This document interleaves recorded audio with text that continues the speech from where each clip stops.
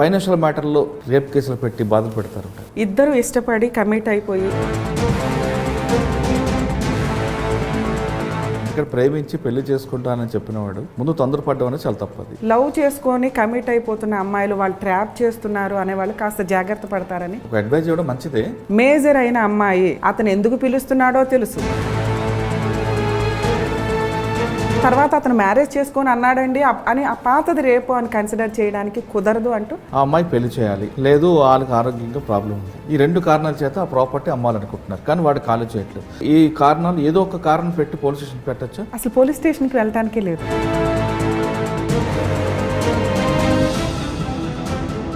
మనిషి అన్నవాడికి కాస్త మానవత్వం అయితే ఉంటుంది. మీరు మీ టీవీ స్టూడియోలో కొన్ని ఫ్యామిలీ సెటిల్ చేస్తుంటారు, వాళ్ళు అక్కడి వరకే ఉంటారు. మేము చేసిన 500 ఎపిసోడ్స్లో నాకు తెలుసు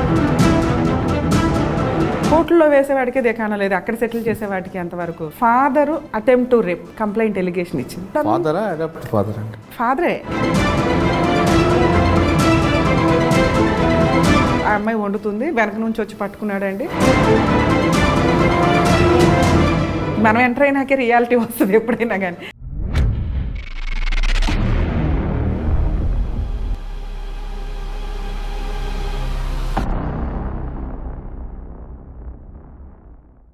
వెల్కమ్ టు లైట్ షాప్. ఈ వారం మన గెస్ట్ ఆకుల రమ్య, ప్రముఖ న్యాయవాది, హైకోర్టు. రమ్య గారు మహిళల కేసులే కాకుండా ఎక్కడ అన్యాయం జరుగుతుందో ఆ అన్యాయానికి బాధితులు ఎవరు ఉన్నారో అది మగవారైనా వాళ్ళ పక్షాన్ని నిలబడే వ్యక్తి. కాబట్టి ఆవిడకి తెలుగు రాష్ట్రాల్లో కాకుండా పక్క రాష్ట్రాల్లో కూడా ఆవిడకి అంతమంది ఫ్యాన్స్ ఉన్నారు. అంటే బాధితులు మగ ఆడ అని కాకుండా ధనిక పేద అని చూడకుండా అన్యాయం జరిగితే వాళ్ళ పక్షాన వాదించడం ఆమె ప్రత్యేకత. కేవలం ఫ్యామిలీ మ్యాటర్స్గా కాకుండా అంటే కేవలం కుటుంబ కలహాల కేసులే మాత్రమే కాకుండా ఆర్థిక వ్యవహారాలు కానీ క్రిమినల్ కేసుల్లో కానీ ఆవిడ కరెక్ట్గా నిలబడి మాట్లాడతారు. కాబట్టి చాలా కేసుల్లో అంటే అక్రమ కేసుల్లో చాలామంది ఆవిడ దగ్గరికి వెళ్తే బయటపడే కేసులు చాలా కోకొల్లు కనిపిస్తున్నాయి.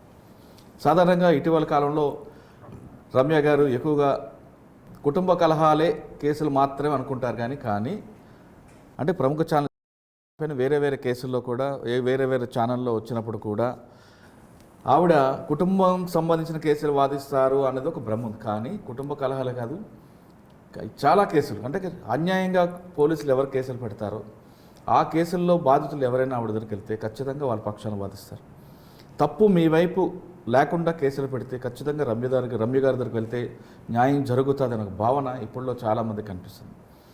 అంతొక్కటే కాకుండా సివిల్ మ్యాటర్స్ అవ్వచ్చు, అన్ని విషయాల్లో కూడా రమ్య గారు హస్బెండ్ ఇద్దరు కూడా లా ప్రాక్టీస్ చేస్తూ ప్రజల పక్షాన అంటే బాధితుల పక్షాన నిలబడడానికి నిరంతరం కృషి చేస్తున్నారు.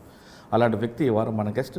మేడంని అడిగి కేవలం ఫ్యామిలీ మ్యాటర్స్లోనే ఎక్కువ ఇన్వాల్వ్ అవుతుంటారా, లేదు మిగతా అన్యాయం కేసుల్లో కూడా అక్రమ కేసుల్లో కూడా వాదిస్తారనే విషయాన్ని మేడం అడుగుతాం. వాటితో పాటు సర్వీస్ మోటోగా ఉంటారా లేదా కమర్షియలా, ఈ రెండింటి కూడా మేడం అడిగి తెలుసుకుంటాం. మేడం నమస్తే అండి. నమస్తే సార్. ఆకుల రమ్య గారు, మీకు సోషల్ మీడియాతో పాటు చాలామంది అంటే మిగతా కార్యక్రమాలు మీరు చాలా మిగతా ఛానల్స్లో మిగతా కార్యక్రమాలు చేయడంతో మీకు బాగా ఫ్యాన్స్ ఎక్కువగా కనిపిస్తుంటారు. అండ్ ఎక్కువ కూడా మీరు ఈ బతుకు జట్కా బండి లాంటి కార్యక్రమం కానీ లేదంటే మిగతా కుటుంబ సంసారం ఒక చదరంగం ఇటువంటి కార్యక్రమాలు ఉండడం వల్ల మీరు పూర్తిగా మగద్వేషి అని ఒక ముద్ర పడింది. కానీ మీరు మాత్రం మీకు వచ్చిన రెగ్యులర్ టైమ్స్ చూస్తుంటే చాలామంది మగవాళ్ళు కూడా ఉన్నారు మీ దగ్గర. కానీ మీడియాలో టీవీలో రావడంతో మీరు పూర్తిగా స్త్రీ పక్షపాతి, మగవారికి వ్యతిరేకం ఇవ్వడా అని ఒక భావన అయితే ప్రజల్లో ఉంది. అది వాస్తవం కాదతో పాటు రమ్య ఆకుల గారు ఎందుకు లా చేయాల్సి వచ్చింది? లా చేసిన తర్వాత జనరల్గా ప్రతి advocate service motto, commercial motto ఈ రెండిట్లో కనిపిస్తుంటారు. మీరు సర్వీస్ మోటో ఎంచుకున్నారా, కమర్షియల్ ఎంచుకున్నారా? ఈ ప్రశ్నల సమాధానం చెప్పే ముందు రమ్య గారి కుటుంబ నేపథ్యం, అసలు లా ఎందుకు చేయాల్సి వచ్చింది సార్? సరే, యాక్చువల్గా మాది ప్రాపర్ కృష్ణా డిస్ట్రిక్ట్ గుడివాడ. నేను గర్ల్స్ హై స్కూల్ చదివాను గుడివాడలోనే. కేటీఆర్ ఉమెన్స్ కాలేజీలో డిగ్రీ కంప్లీట్ చేశాను. 8th క్లాస్ నుంచి డిగ్రీ ఫైనల్ ఇయర్ వరకు నేనే టాప్ క్లాస్ ఫస్ట్ ఉండేదాన్ని ఎప్పుడు. దీనికి తోడు ఎన్సీసీలో కమాండోని 16th బెటాలియన్కి ఎన్సీసీ జాయిన్ అయ్యి స్పోర్ట్స్ గేమ్స్ ఏమన్నా కానీ స్టేజ్ ఎక్కానంటే ఒక 10-15 ప్రైజెస్ తీసుకోకుండా దిగేదాన్ని కాదు.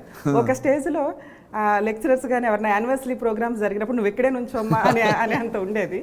సో అంత హ్యాపీగా ఎప్పుడూ చదువులో ఫస్ట్ ఉండాలనే దానికే నేను బాగా కష్టపడుతూ, ఆ రోజుల్లో కష్టపడడం కూడా ఏం కాదండి. యాక్చువల్గా ఒకప్పుడు టెక్స్ట్ బుక్స్ ఒక్కటే ఉండేవి, నోట్స్ ప్రిపేర్ చేసుకునేదాన్ని. అది ఎట్లా అలవాటైందో నాకు తెలియదు కానీ స్టార్టింగ్ నుంచి లైబ్రరీలో కూర్చొని నోట్స్ ప్రిపేర్ చేసుకోవడం, నెక్స్ట్ నైట్ అవుట్స్ చేయడం నాకు అస్సలు అలవాట్లేదు. 9 అయిందంటే స్టిల్ ఇప్పుడు కూడా అంత 9-9:30కి నిద్రపోతాను. ఎర్లీ మార్నింగ్ 3:30-4 కాడ నుంచి నాకు అలవాటు, చిన్నప్పటి నుంచి అట్లా అలవాటు. అంటే ఆ టైంలో మైండ్ ఫ్రెష్ ఉంటుంది కదండి. అది తెలియదు అసలు ఫ్రెష్ లేదని కదా. ఎక్కువ చదివితే జ్ఞాపక శక్తి ఉంటుంది. ఆ తర్వాత తెలిసింది నాకు అసలు ఎర్లీ మార్నింగ్ లేవడం చాలా మంచిది అని చెప్పి. ఇప్పుడు కూడా కేసెస్ గురించి ఏదైనా కరెక్ట్ థింక్ చేయాలన్న ఆర్గ్యుమెంట్స్ అప్పుడు ఎర్లీ మార్నింగ్ లేచిన షార్ప్గా ఆలోచిస్తా, అరే ఈ పాయింట్ మిస్ అవ్వకూడదు ఇక్కడ అనేది అప్పుడు నోట్ చేసుకోగలిగేంత. అంటే ఎర్లీ మార్నింగ్ లేగడం వల్ల మంచిది అని నా ఉద్దేశం. యాక్చువల్గా ఈ జనరేషన్లో అందరు నైట్ అవుట్లు, మా జనరేషన్లో కూడా అంతే నైట్ అవుట్స్ చేసి చదివేవాళ్ళు. ఎర్లీ మార్నింగ్ లేగడం అనేది ఈ రోజున అదొక ఇన్సల్ట్ లాగా అయిపోయింది. ఫ్యాషన్, నైట్ 12 వరకు మెలకుగా ఉన్నాం, 2 వరకు మెలకుగా ఉన్నాం అనేది. సో అలా అయిపోయినాక డిగ్రీ అయిపోయినాక అంటే మేబీ 22 ఇయర్స్ బ్యాక్ నా ప్రాక్టీస్ సీనియారిటీ ఇప్పుడు 22 ఇయర్స్. డిగ్రీ అయిపోయిన తర్వాత అప్పట్లో లేడీస్ చదవడం అంటే డిగ్రీ, ఇంకా అంతకంటే పెద్ద పెద్ద కోర్సులు కూడా ఏమి రాలే. బీకామ్, బీఏ, బీఎస్సీ, ఇంతకంటే పెద్దగా ఏమి లేవు. అది కంప్లీట్ అయింది, బీకామ్ నాది కంప్లీట్ అయింది సార్. ఆ తర్వాత ఉంటే సీఏ ఉండేది, ఐసీడబ్ల్యూ ఉండేది, లేదా ఏదైనా బ్యాంక్ ఎగ్జామ్స్ కానీ ఇవి కానీ చేస్తూ ఉండేవాళ్ళు. సో ఆ టైంలో మాకు ట్యూషన్లో ఉన్న ఫ్రెండ్లు ఎవరైతే ఉన్నారో వాళ్ళ నాన్నగారు గుడివాడ కోర్టులో పబ్లిక్ ప్రాసిక్యూటర్. అవునా? సో ఆయన అప్లై చేస్తున్నారు, ఎంట్రన్స్ ఎగ్జామ్స్ ఒకటి ఉంటుంది, విజయవాడ వెళ్ళి ఎంట్రన్స్ ఎగ్జామ్ రాయాలి. సరే అతను అప్లికేషన్స్ తీసుకొచ్చి మా ఫ్రెండ్స్ అందరికీ ఇచ్చారు, మీరు కూడా రాయండి అంటే అతను కోచింగ్ తీసుకుంటూ చదువుకున్నారు. నేను ఇంకొక అమ్మాయి కూడా అందరం కలిసి వెళ్ళాము ఎగ్జామ్కి. వాళ్ళిద్దరూ డిస్క్వాలిఫై అయ్యారు. సరదాగా వెళ్ళి అటెండ్ అయిన నేను, నాకు యూనివర్సిటీ సీట్ వచ్చింది సార్, నాగార్జున యూనివర్సిటీ. యూనివర్సిటీ నుంచి సీట్ వచ్చినప్పుడు నాగార్జున యూనివర్సిటీ గుంటూరులో. యాక్చువల్గా మా ఇంట్లో వాళ్ళు, మా అమ్మగారు అయితే చాలా ఇంట్రెస్ట్ చూపించారు, చదివితే బెటరు ఎంత చదివినా. సో ఆ టైంలో క్వాలిఫై అవ్వడం వల్ల యూనివర్సిటీ నుంచి నాకు ఇంటర్వ్యూ లెటర్ వచ్చింది అప్లై చేసినప్పుడు. అయితే ఆ యూనివర్సిటీ ఫస్ట్ టైం కౌన్సిలింగ్కి వెళ్ళినప్పుడు భయపడ్డా. అదొక ఫారెస్ట్ లాగా ఉండేది. నెక్స్ట్ అసలు ఒక క్యాస్ట్, రిలీజియన్ అనేది నాకు అసలు అక్కడ చిన్నప్పుడు తెలియదు. యూనివర్సిటీలో అది చాలా ఎక్కువ ఉండేది అప్పట్లో. గ్రూప్స్ ఉండేవి వాళ్ళకి, రిజర్వేషన్ గ్రూప్స్ కానీ అట్లా. ఇక ఆ వాతావరణం కానీ అంత ఫారెస్ట్ సిస్టమ్ కానీ ఫస్ట్ టైం నేను అక్కడ దాకా వెళ్ళటం, అంటే అంత హాస్టల్లో ఉండడం అనేది, అక్కడే ఉండి హాస్టల్లో ఉండి చదవాలి. ఇంటి దగ్గర నుంచి అట్లా వెళ్ళింది ఎప్పుడు లేదు నేను. సో ఆ పొజిషన్ వచ్చినప్పుడు ఎట్లా ఉందంటే భయం వేసింది. ఫస్ట్ కౌన్సిలింగ్ నేను అసలు అప్లై చేసి సీట్ వచ్చినా కూడా వెనక్కి వచ్చేసాను.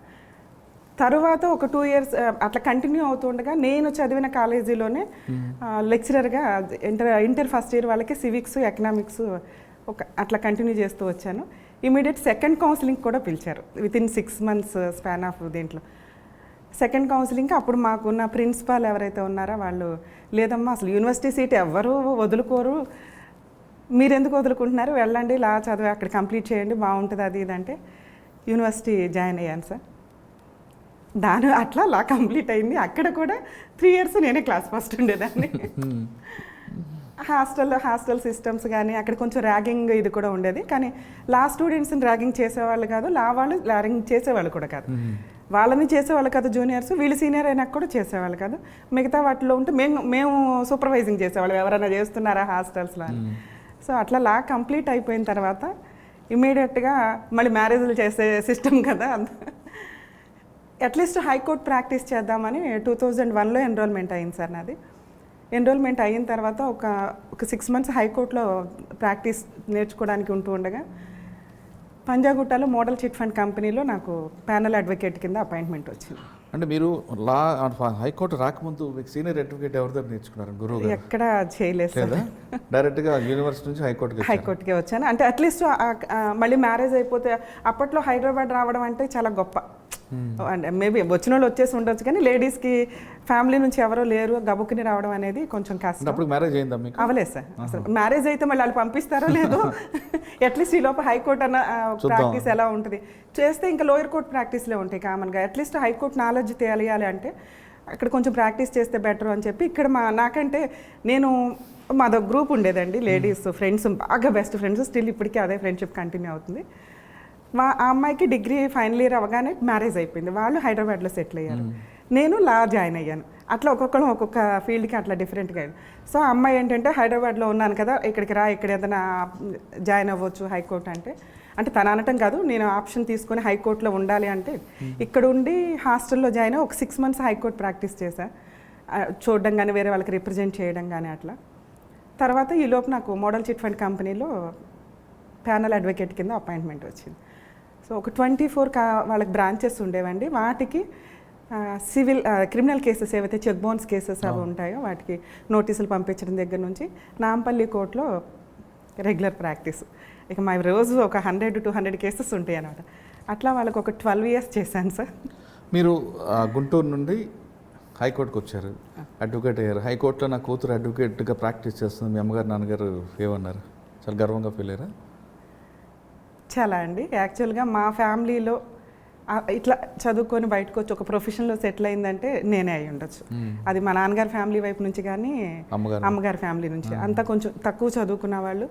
నెక్స్ట్ చదువు వాల్యూ తెలుసు కానీ ఆ రోజుల్లో వాళ్ళు అంతగా, మా నాన్నగారు 10th కంప్లీట్ చేశారు, మా అమ్మగారు కూడా 10th కంప్లీట్ చేశారు, కానీ వాళ్ళు ఏమి జాబ్స్లోకి వెళ్ళాలి ప్రొఫెషన్ వైజ్గా.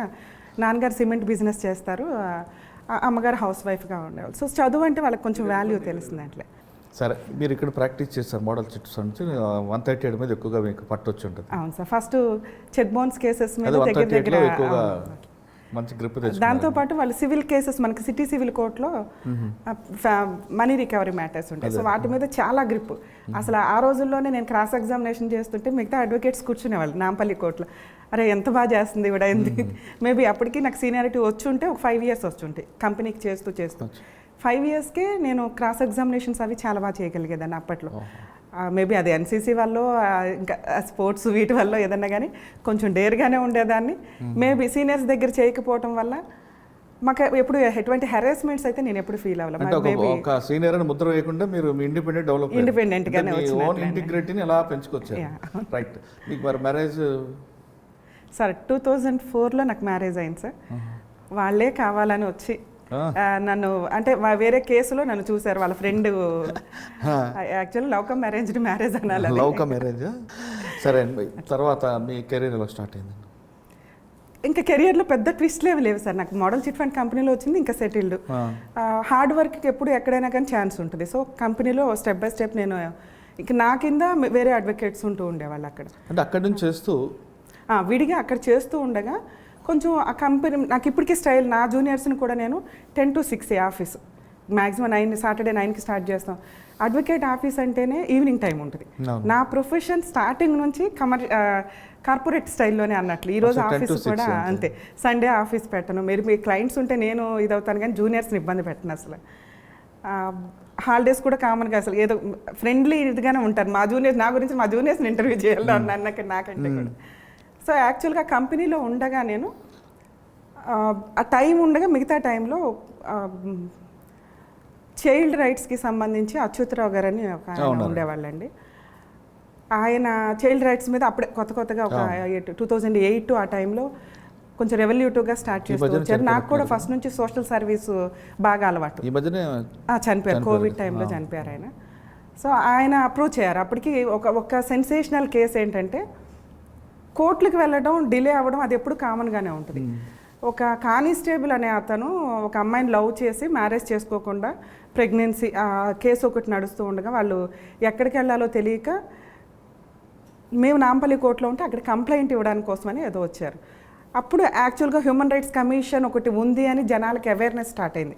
ఎందువల్ల అంటే 2005లో మనకి హ్యూమన్ రైట్స్ కమిషన్ వచ్చిన హైదరాబాద్లో సుభాష్ రెడ్డి గారు జడ్జి అయ్యే వరకు కూడా ఒక మానవ హక్కుల కమిషన్ ఒకటి ఉందని జనాలకు పెద్ద అవేర్నెస్ లేదు.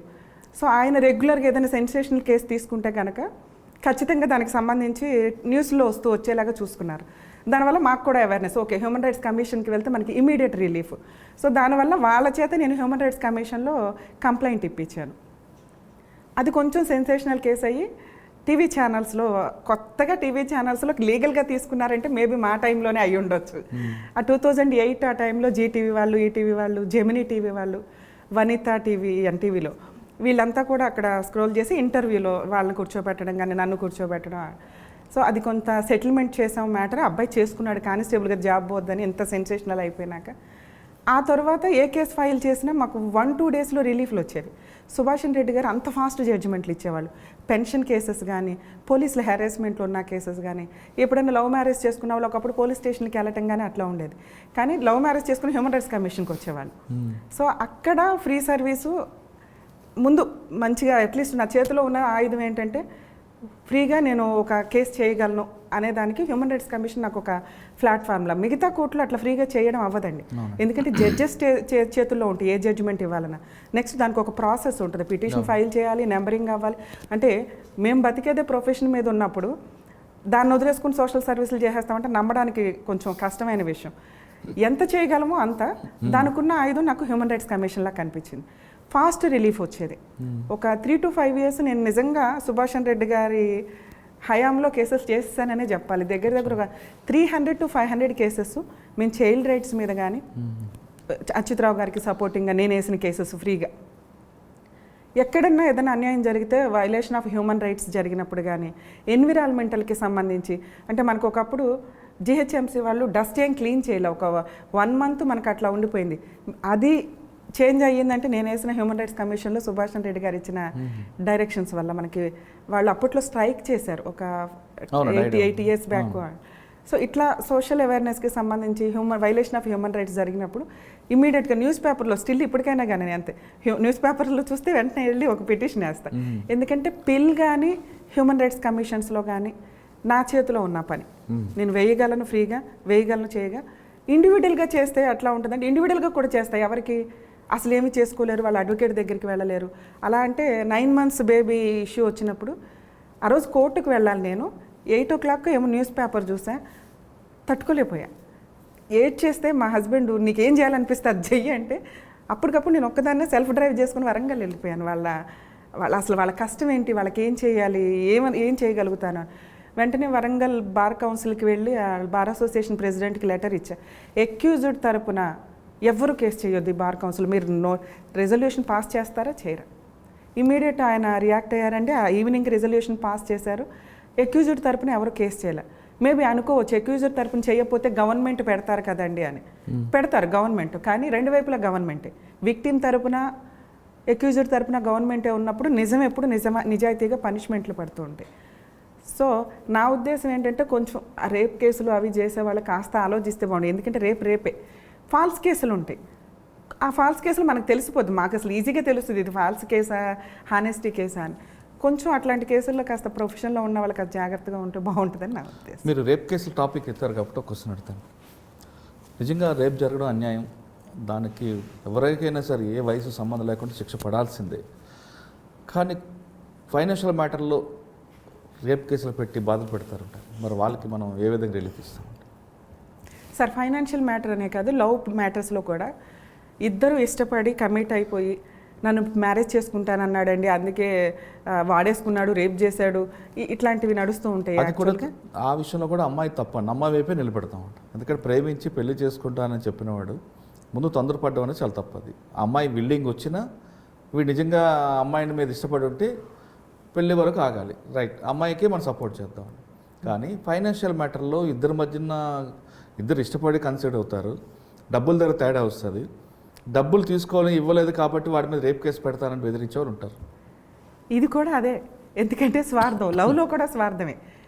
ఇతనితో కమిట్ అయిపోతే ఎలా అయినా ఇతను మ్యారేజ్ చేసుకుంటాడు అంటే, ఇప్పుడు దీన్ని నేను అమ్మాయికి సపోర్ట్ చేస్తున్నానా లేదా అని పక్కన పెడితే, అట్లీస్ట్ మనం ఈరోజు చేస్తున్న ఇంటర్వ్యూ వల్ల లవ్ చేసుకొని కమిట్ అయిపోతున్న అమ్మాయిలు వాళ్ళు ట్రాప్ చేస్తున్నారు అనేవాళ్ళు కాస్త జాగ్రత్త పడతారని ఓపెన్గా చెప్తున్నాను. సపోర్ట్ అడ్వైజ్ ఇవ్వడం మంచిదే. అసలు అడ్వైస్ ఇవ్వట్లేదు నేను. అమ్మాయిలు జాగ్రత్త పడాల్సిందే. ఎందుకంటే ఒకసారి కమిట్ అయినాక ఇప్పుడున్న సుప్రీంకోర్టు గైడ్ లైన్స్ ప్రకారం మేజర్ అయిన అమ్మాయి అతను ఎందుకు పిలుస్తున్నాడో తెలుసు, ఏం చేస్తున్నాడో తెలుసు. అన్నీ జరిగిపోయినాక నువ్వు వచ్చి ఇది ఇంకా కొంతకాలం కంటిన్యూ అవుతుంది, అవి రిపీటెడ్గా కంటిన్యూ అవుతాయి.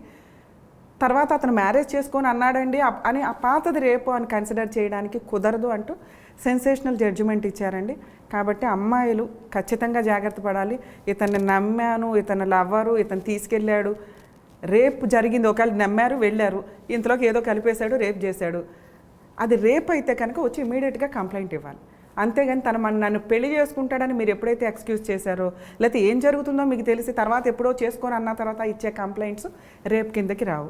అలాగే మీరు అడిగిన క్వశ్చన్ ఫైనాన్షియల్ విషయాలకి, యాక్చువల్గా మనకి 376 ఐపీసీ ఏదైతే ఉందో, ఒక్కసారి కంప్లైంట్ ఇచ్చేసిన తర్వాత దానికి విత్డ్రా లేదు. అవుట్ ఆఫ్ కోర్ట్ సెటిల్ చేసుకోవడం కానీ, లోక్ అదాలత్లో పెట్టి విత్డ్రా చేయడం కానీ లేదు. ఎందుకంటే అలా ఒకప్పుడు విలేజెస్లో కానీ అట్లా రేప్ చేసేసి ఎవరైతే పెద్దలు ఉంటారో, ఇంకొకళ్ళు ఎవరైతే వాళ్ళకి ఫైనాన్షియల్ సెటిల్మెంటో బ్లాక్మెయిల్ చేసో కేసులు రిజిస్టర్ అవ్వకుండా చేయడం, రిజిస్టర్ అయిన కేసుల్ని విత్డ్రా చేసేలాగా చేయడం.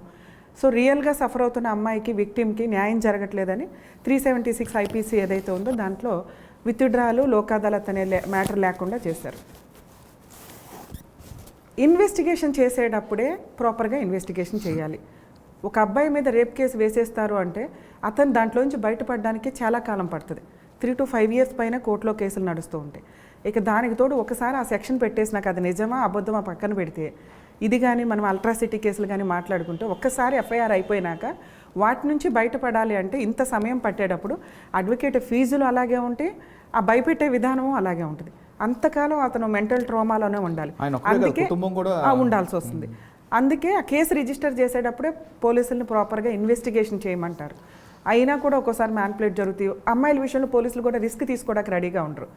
ఓకే రేప్ అంటుంది కదా, ఉన్న బేసిక్ ఎవిడెన్స్ తోటి ముందు పెట్టేద్దాం, వాళ్ళు కోర్టులో చూసుకుంటారు అని.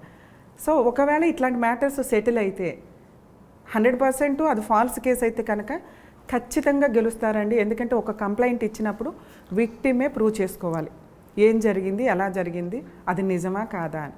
సో నిజంగా అది ఫాల్స్ కేసు అయితే మీకు క్రాస్ ఎగ్జామినేషన్లోనే అర్థమైపోద్ది, వాళ్ళని కానీ వాళ్ళ విట్నెస్ని కానీ క్రాస్ చేసినప్పుడు. సో ఇక మిగతా విషయానికి వస్తే ఒకవేళ నిజంగా అవుట్ ఆఫ్ కోర్ట్ సెటిల్మెంట్ అయిపోతే కనుక విత్డ్రాలు లేవు, లోక్ అదాలత్ లేదు కాబట్టి నెక్స్ట్ స్టెప్ ఆ కేసును విత్డ్రా చేసుకోవడాన్ని హాస్టల్ విట్నెస్ అంటారు. తన సాక్ష్యాన్ని తనే డ్యామేజ్ చేసుకుంటూ, అంటే కొలాప్స్ చేసుకుంటూ, హాస్టల్ విట్నెస్ అనగానే అర్థమైపోద్ది, అరే మరి నా కేసుని నేను తప్పు చేసుకుంటున్నాను అని కాదు, సెటిల్ చేసేసుకున్నారు కాబట్టి కేసుని వీక్ చేసుకుంటుంది. సో ఎప్పుడైతే తను నాకు గుర్తులేదు, ఏం జరిగిందో తెలియదండి, వాళ్ళు సైన్ చేయమన్నారు అందుకే పెట్టానండి అంటానే హాస్టల్ విట్నెస్ అంటాం. సో తన విట్నెస్సే తను క్లోజ్ అయిపోయినప్పుడు ఆటోమేటిక్గా కేసు ఎవిడెన్స్లో క్లోజ్ ప్రాపర్గా ఉండవు కాబట్టి ఆర్గ్యుమెంట్ జరిగింది, జడ్జిమెంట్ పాస్ చేసేస్తారు, సింపుల్ వేలో అయిపోద్ది. అంటే ఈ ట్రిక్ని వాడుతూ ఉంటారు. సో ఇట్లా ఫాల్స్ కేసులు వేసినప్పుడు నిజంగా అబ్బాయిలు కోర్టుల చుట్టూ తిరగలేక సెటిల్ చేసుకుంటూ ఉంటారు. కానీ ఎందుకంటే ఫాల్స్ కేసులు ఎప్పుడు సెటిల్ అవుతాయి. రియల్ కేసులు అనేవాళ్ళు కొంత వాళ్ళకి పనిష్మెంట్ పడాలనే ఫైట్ చేస్తారు. ఇలా సెటిల్మెంట్ చేసుకోకుండా ఫాల్స్ కేసులు పెట్టిన వాళ్ళకి బుద్ధి వచ్చేలాగా ఫైటింగే చేయమని నేనైతే అంటాను. కాకపోతే 3 to 5 years సఫర్ అవ్వాల్సి వస్తుంది ఆ ఒక్క ఇష్యూ తప్ప. ఓకే, ఒక కేస్ స్టడీ చెప్తానండి. నేను పేర్లు చెప్పట్లేదు, ఊరికి చెప్పట్లేదు. వాళ్ళిద్దరి మధ్యన ఆఫీస్లో ఫ్రెండ్షిప్. ఓకే, అబ్బాయికి male character already married, female character కూడా మ్యారీడ్, డైవర్స్. వీళ్ళిద్దరూ ఆఫీస్లో కొలీగ్స్. వాళ్ళిద్దరి మధ్యన ఇల్లీగల్ ఉంది. వీళ్ళిద్దరి మధ్యన ఫైనాన్షియల్ డిస్ప్యూట్స్ కూడా ఉన్నాయి. ఈ అమ్మాయి దగ్గర డబ్బులు ఆయన తీసుకున్నాడు, ఇవ్వలేదు. అమ్మాయి ఏం చేసిందంటే డబ్బుల కోసం వాడికి ప్రెజర్ ఇచ్చింది. నేను ఇస్తానని చెప్పి ఆయన టైం పాస్ చేసుకుంటూ వచ్చాడు. ఈలోగా ఈ అబ్బాయికి ఫస్ట్ తో డైవర్స్ అయిపోయింది, ఇంకొక మ్యారేజ్ చేసుకుంటున్నాడు. ఆ అమ్మాయి ఏం చేసిందంటే నువ్వు నన్నైనా పెళ్లి చేసుకో, లేదా నాకు ఇవ్వాల్సిన డబ్బులు ఇవ్వు. ఆమె వైపు జెన్యున్గా ఉంది. వాడు ఇవ్వని ఏం చేసుకోవాలి కానీ అమ్మ డబ్బుల విషయంలో కాకుండా నన్ను రేప్ చేశాడు అని కేసు పెట్టింది.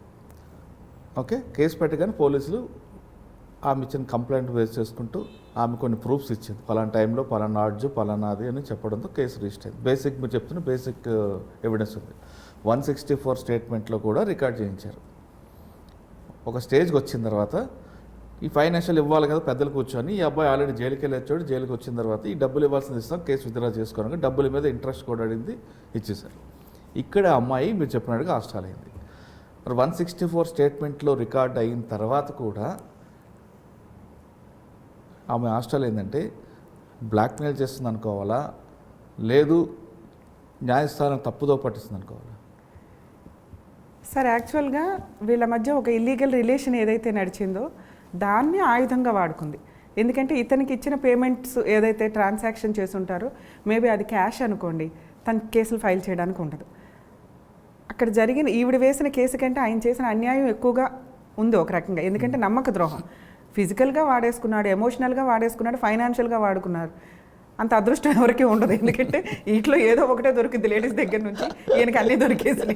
సో అట్లాంటప్పుడు అయితే అక్కడ ఆయన వెర్షన్ ఏంటంటే ఆమె సెక్సువల్ కోసమే నాకు ఫైనాన్షియల్ చేస్తుంది నా ఆర్గ్యుమెంట్. సరే ఈయన కాకపోతే 3 మంది దొరుకుతారు. ఒక లేడీ తలుసుకుంది అంటే నేను మేబీ అనకూడదు, కానీ ఆవిడ ఏం చేయాలంటే ఏమన్నా చేయొచ్చు, ఈయన ఒక్కడే కాదు. కాకపోతే కన్వీనియంట్గా ఈయన దొరికాడు, ఈయన కూడా ఖర్చు వేసేసాడు అర్జెంట్గా, ఓకే ఏదో కంఫర్ట్గా ఉంది అని. ఇలాంటి వాళ్ళు కొంచెం ఎక్కువగా ఈ బయట ప్రపంచంలో అన్నట్లుగా ఇన్ని అవకాశాలు ఎవరికి రావంటారా? కామన్. అందుకే సో ఆ పొజిషన్లో ఈయన మాట్లాడుతున్నది తక్కువ. అంటే ఒక అవకాశం ఇవ్వడమే గొప్ప, మళ్ళీ అందులో ఇన్ని రకాల బెనిఫిట్లు ఇవ్వాల్సిన అవసరం ఈయనకైతే ఆవిడ ఇవ్వదుగా. అంటే ఈయన అది వాడుకొని ఈవిడ ఎన్ని రకాలుగా మోసం చేయాలో అన్నీ చేశాడు. నిజంగా ఈయన మంచోడే అయితే ఆవిడ నిజంగా ఎట్లా ఇప్పుడు జెంట్స్ ఎట్లా బిహేవ్ చేశారో ఆవిడ అలాగే బిహేవ్ చేసిందని మనం మాట్లాడుకుందాం. ఈయన పతివ్రతుడు కాబట్టి జాగ్రత్త పడాలి, ఈయన ఇంకో పెళ్లి చేసుకోవాలి, జాగ్రత్తగా ఉండాలి, ఇవన్నీ ఉంటాయి కదా, క్యారెక్టర్ పర్ఫెక్ట్ ఉండాలి అనేది. మరి అది లేదు. నెక్స్ట్ ఈ అమ్మాయిని అన్ని రకాలుగాను వాడుకున్నట్లే లెక్క. అప్పుడు ఆవిడకున్న స్ట్రాంగ్ ఆయుధాన్ని యూస్ చేసుకుంటుంది ఒక ఉమెన్గా. సో ఆ వేసిన కేసు ఆవిడ హాస్టల్ అవ్వకపోతే ఆటోమేటిక్గా ఈయన సఫర్ చేసిందే ఆవిడకి వచ్చే అదేనండి. అమ్మాయి వైపు నిజంగా అన్యాయం జరిగింది, అమ్మాయి వైపు అన్యాయం ఉంది. ఎందుకంటే మీరు చెప్తున్న 3 రకాలుగా అన్యాయమే సార్, ఇది అన్యాయమే. అమ్మాయికి జరిగింది అన్యాయమే అంటే వేసిన కేసు ఫాల్స్ కేసు, కానీ ఫాల్స్ అని కాదండి, నిజంగా వాడు చేశాడే అనుకుందాం. రేప్ కేసు పెట్టింది, చీటింగ్ కేసు పెట్టింది 420, చెక్ బౌన్స్ కేసు ఒకటి వచ్చింది 370, 138 ఒకటి వచ్చింది. ఇవన్నిటి మీద ఎందుకు హాస్టల్లో వాళ్ళు గట్టిగా నిలబడి వాడిని పెళ్లి చేసుకోవచ్చు కదా అంటామే. అంటే ఒకసారి ఇంత నమ్మక ద్రోహం చేసిన వాడిని చేసుకోవడం వల్ల యూజే లేదు. అంటే పెళ్లి చేసుకొని తర్వాత వేసే కేసులు వీక్ కేసులే మాట్లాడుకోవాలి. జైలుకి వెళ్తాడు కదా వాడు. ఇప్పుడు జైలుకి వెళ్ళే కేసులే లేవు సార్ మన దగ్గర. ఇప్పుడు ఆవిడ వేసిన కేసు ఏదైతే ఉందో అదే జైలుకి వెళ్తాను. అదే ఆ కేసులోనే మేమేమంటామంటే ఖచ్చితంగా వాడి మీద హాస్టల్ అకౌంట్ ఉంటే జైలుకి పోయేవాడు కదా వాడు. ఇట్లాంటి కేసులు వచ్చినప్పుడు క్రాస్ ఎగ్జామినేషన్లో క్యారెక్టర్ అసాసినేషన్ జరిగింది. సో అంత తట్టుకోవడానికి రెడీగా ఉండరు. ఈ ఇతను సెటిల్మెంట్కి వచ్చి కాళ్ళు పట్టుకోకపోతే అమ్మాయి అదే చేసేది.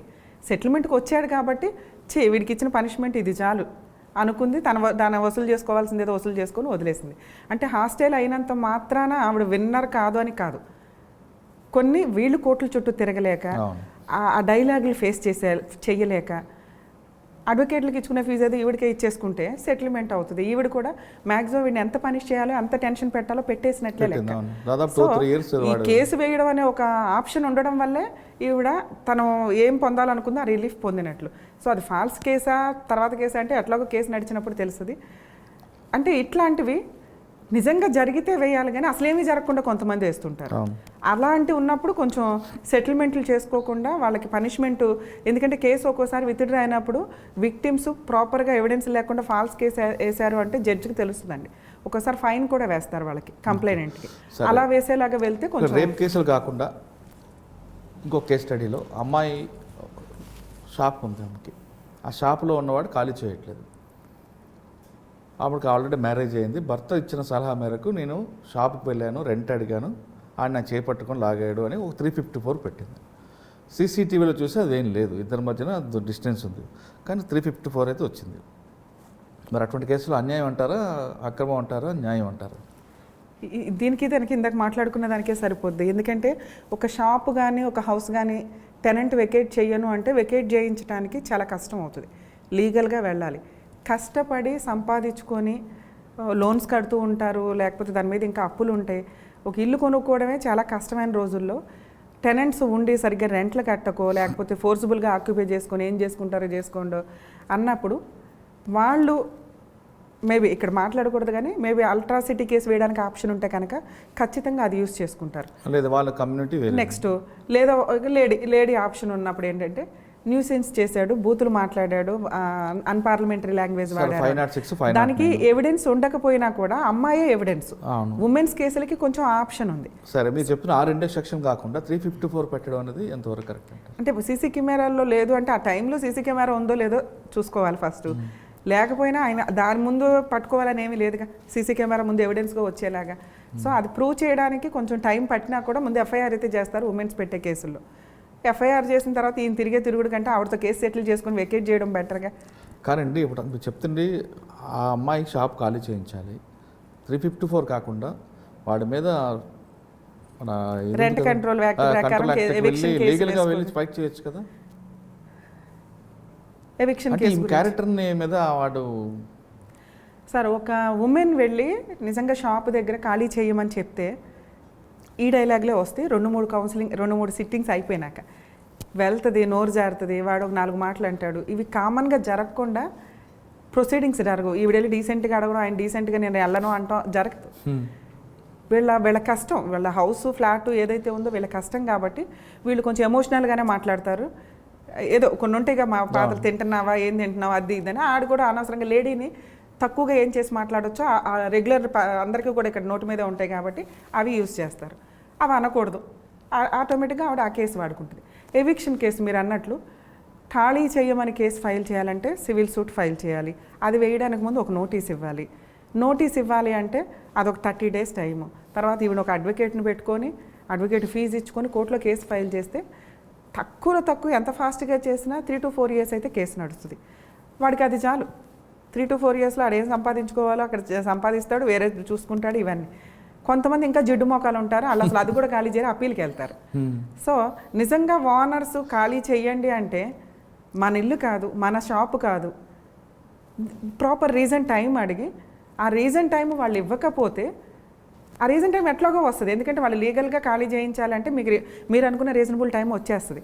మీరు రీజనబుల్గా ఎటువంటి లాంగ్వేజ్ యూజ్ చేయకుండా నోటీస్ వాళ్ళకి ఏదో నోటీస్, మాకు అగ్రిమెంట్ ప్రకారం 3 months టైం ఉంది, 3 monthsలో వెకేట్ చేస్తాం, కుదరలేదా ఇంకో 2 months ఎక్స్టెండ్ చేసుకొని వెకేట్ చేయాలి.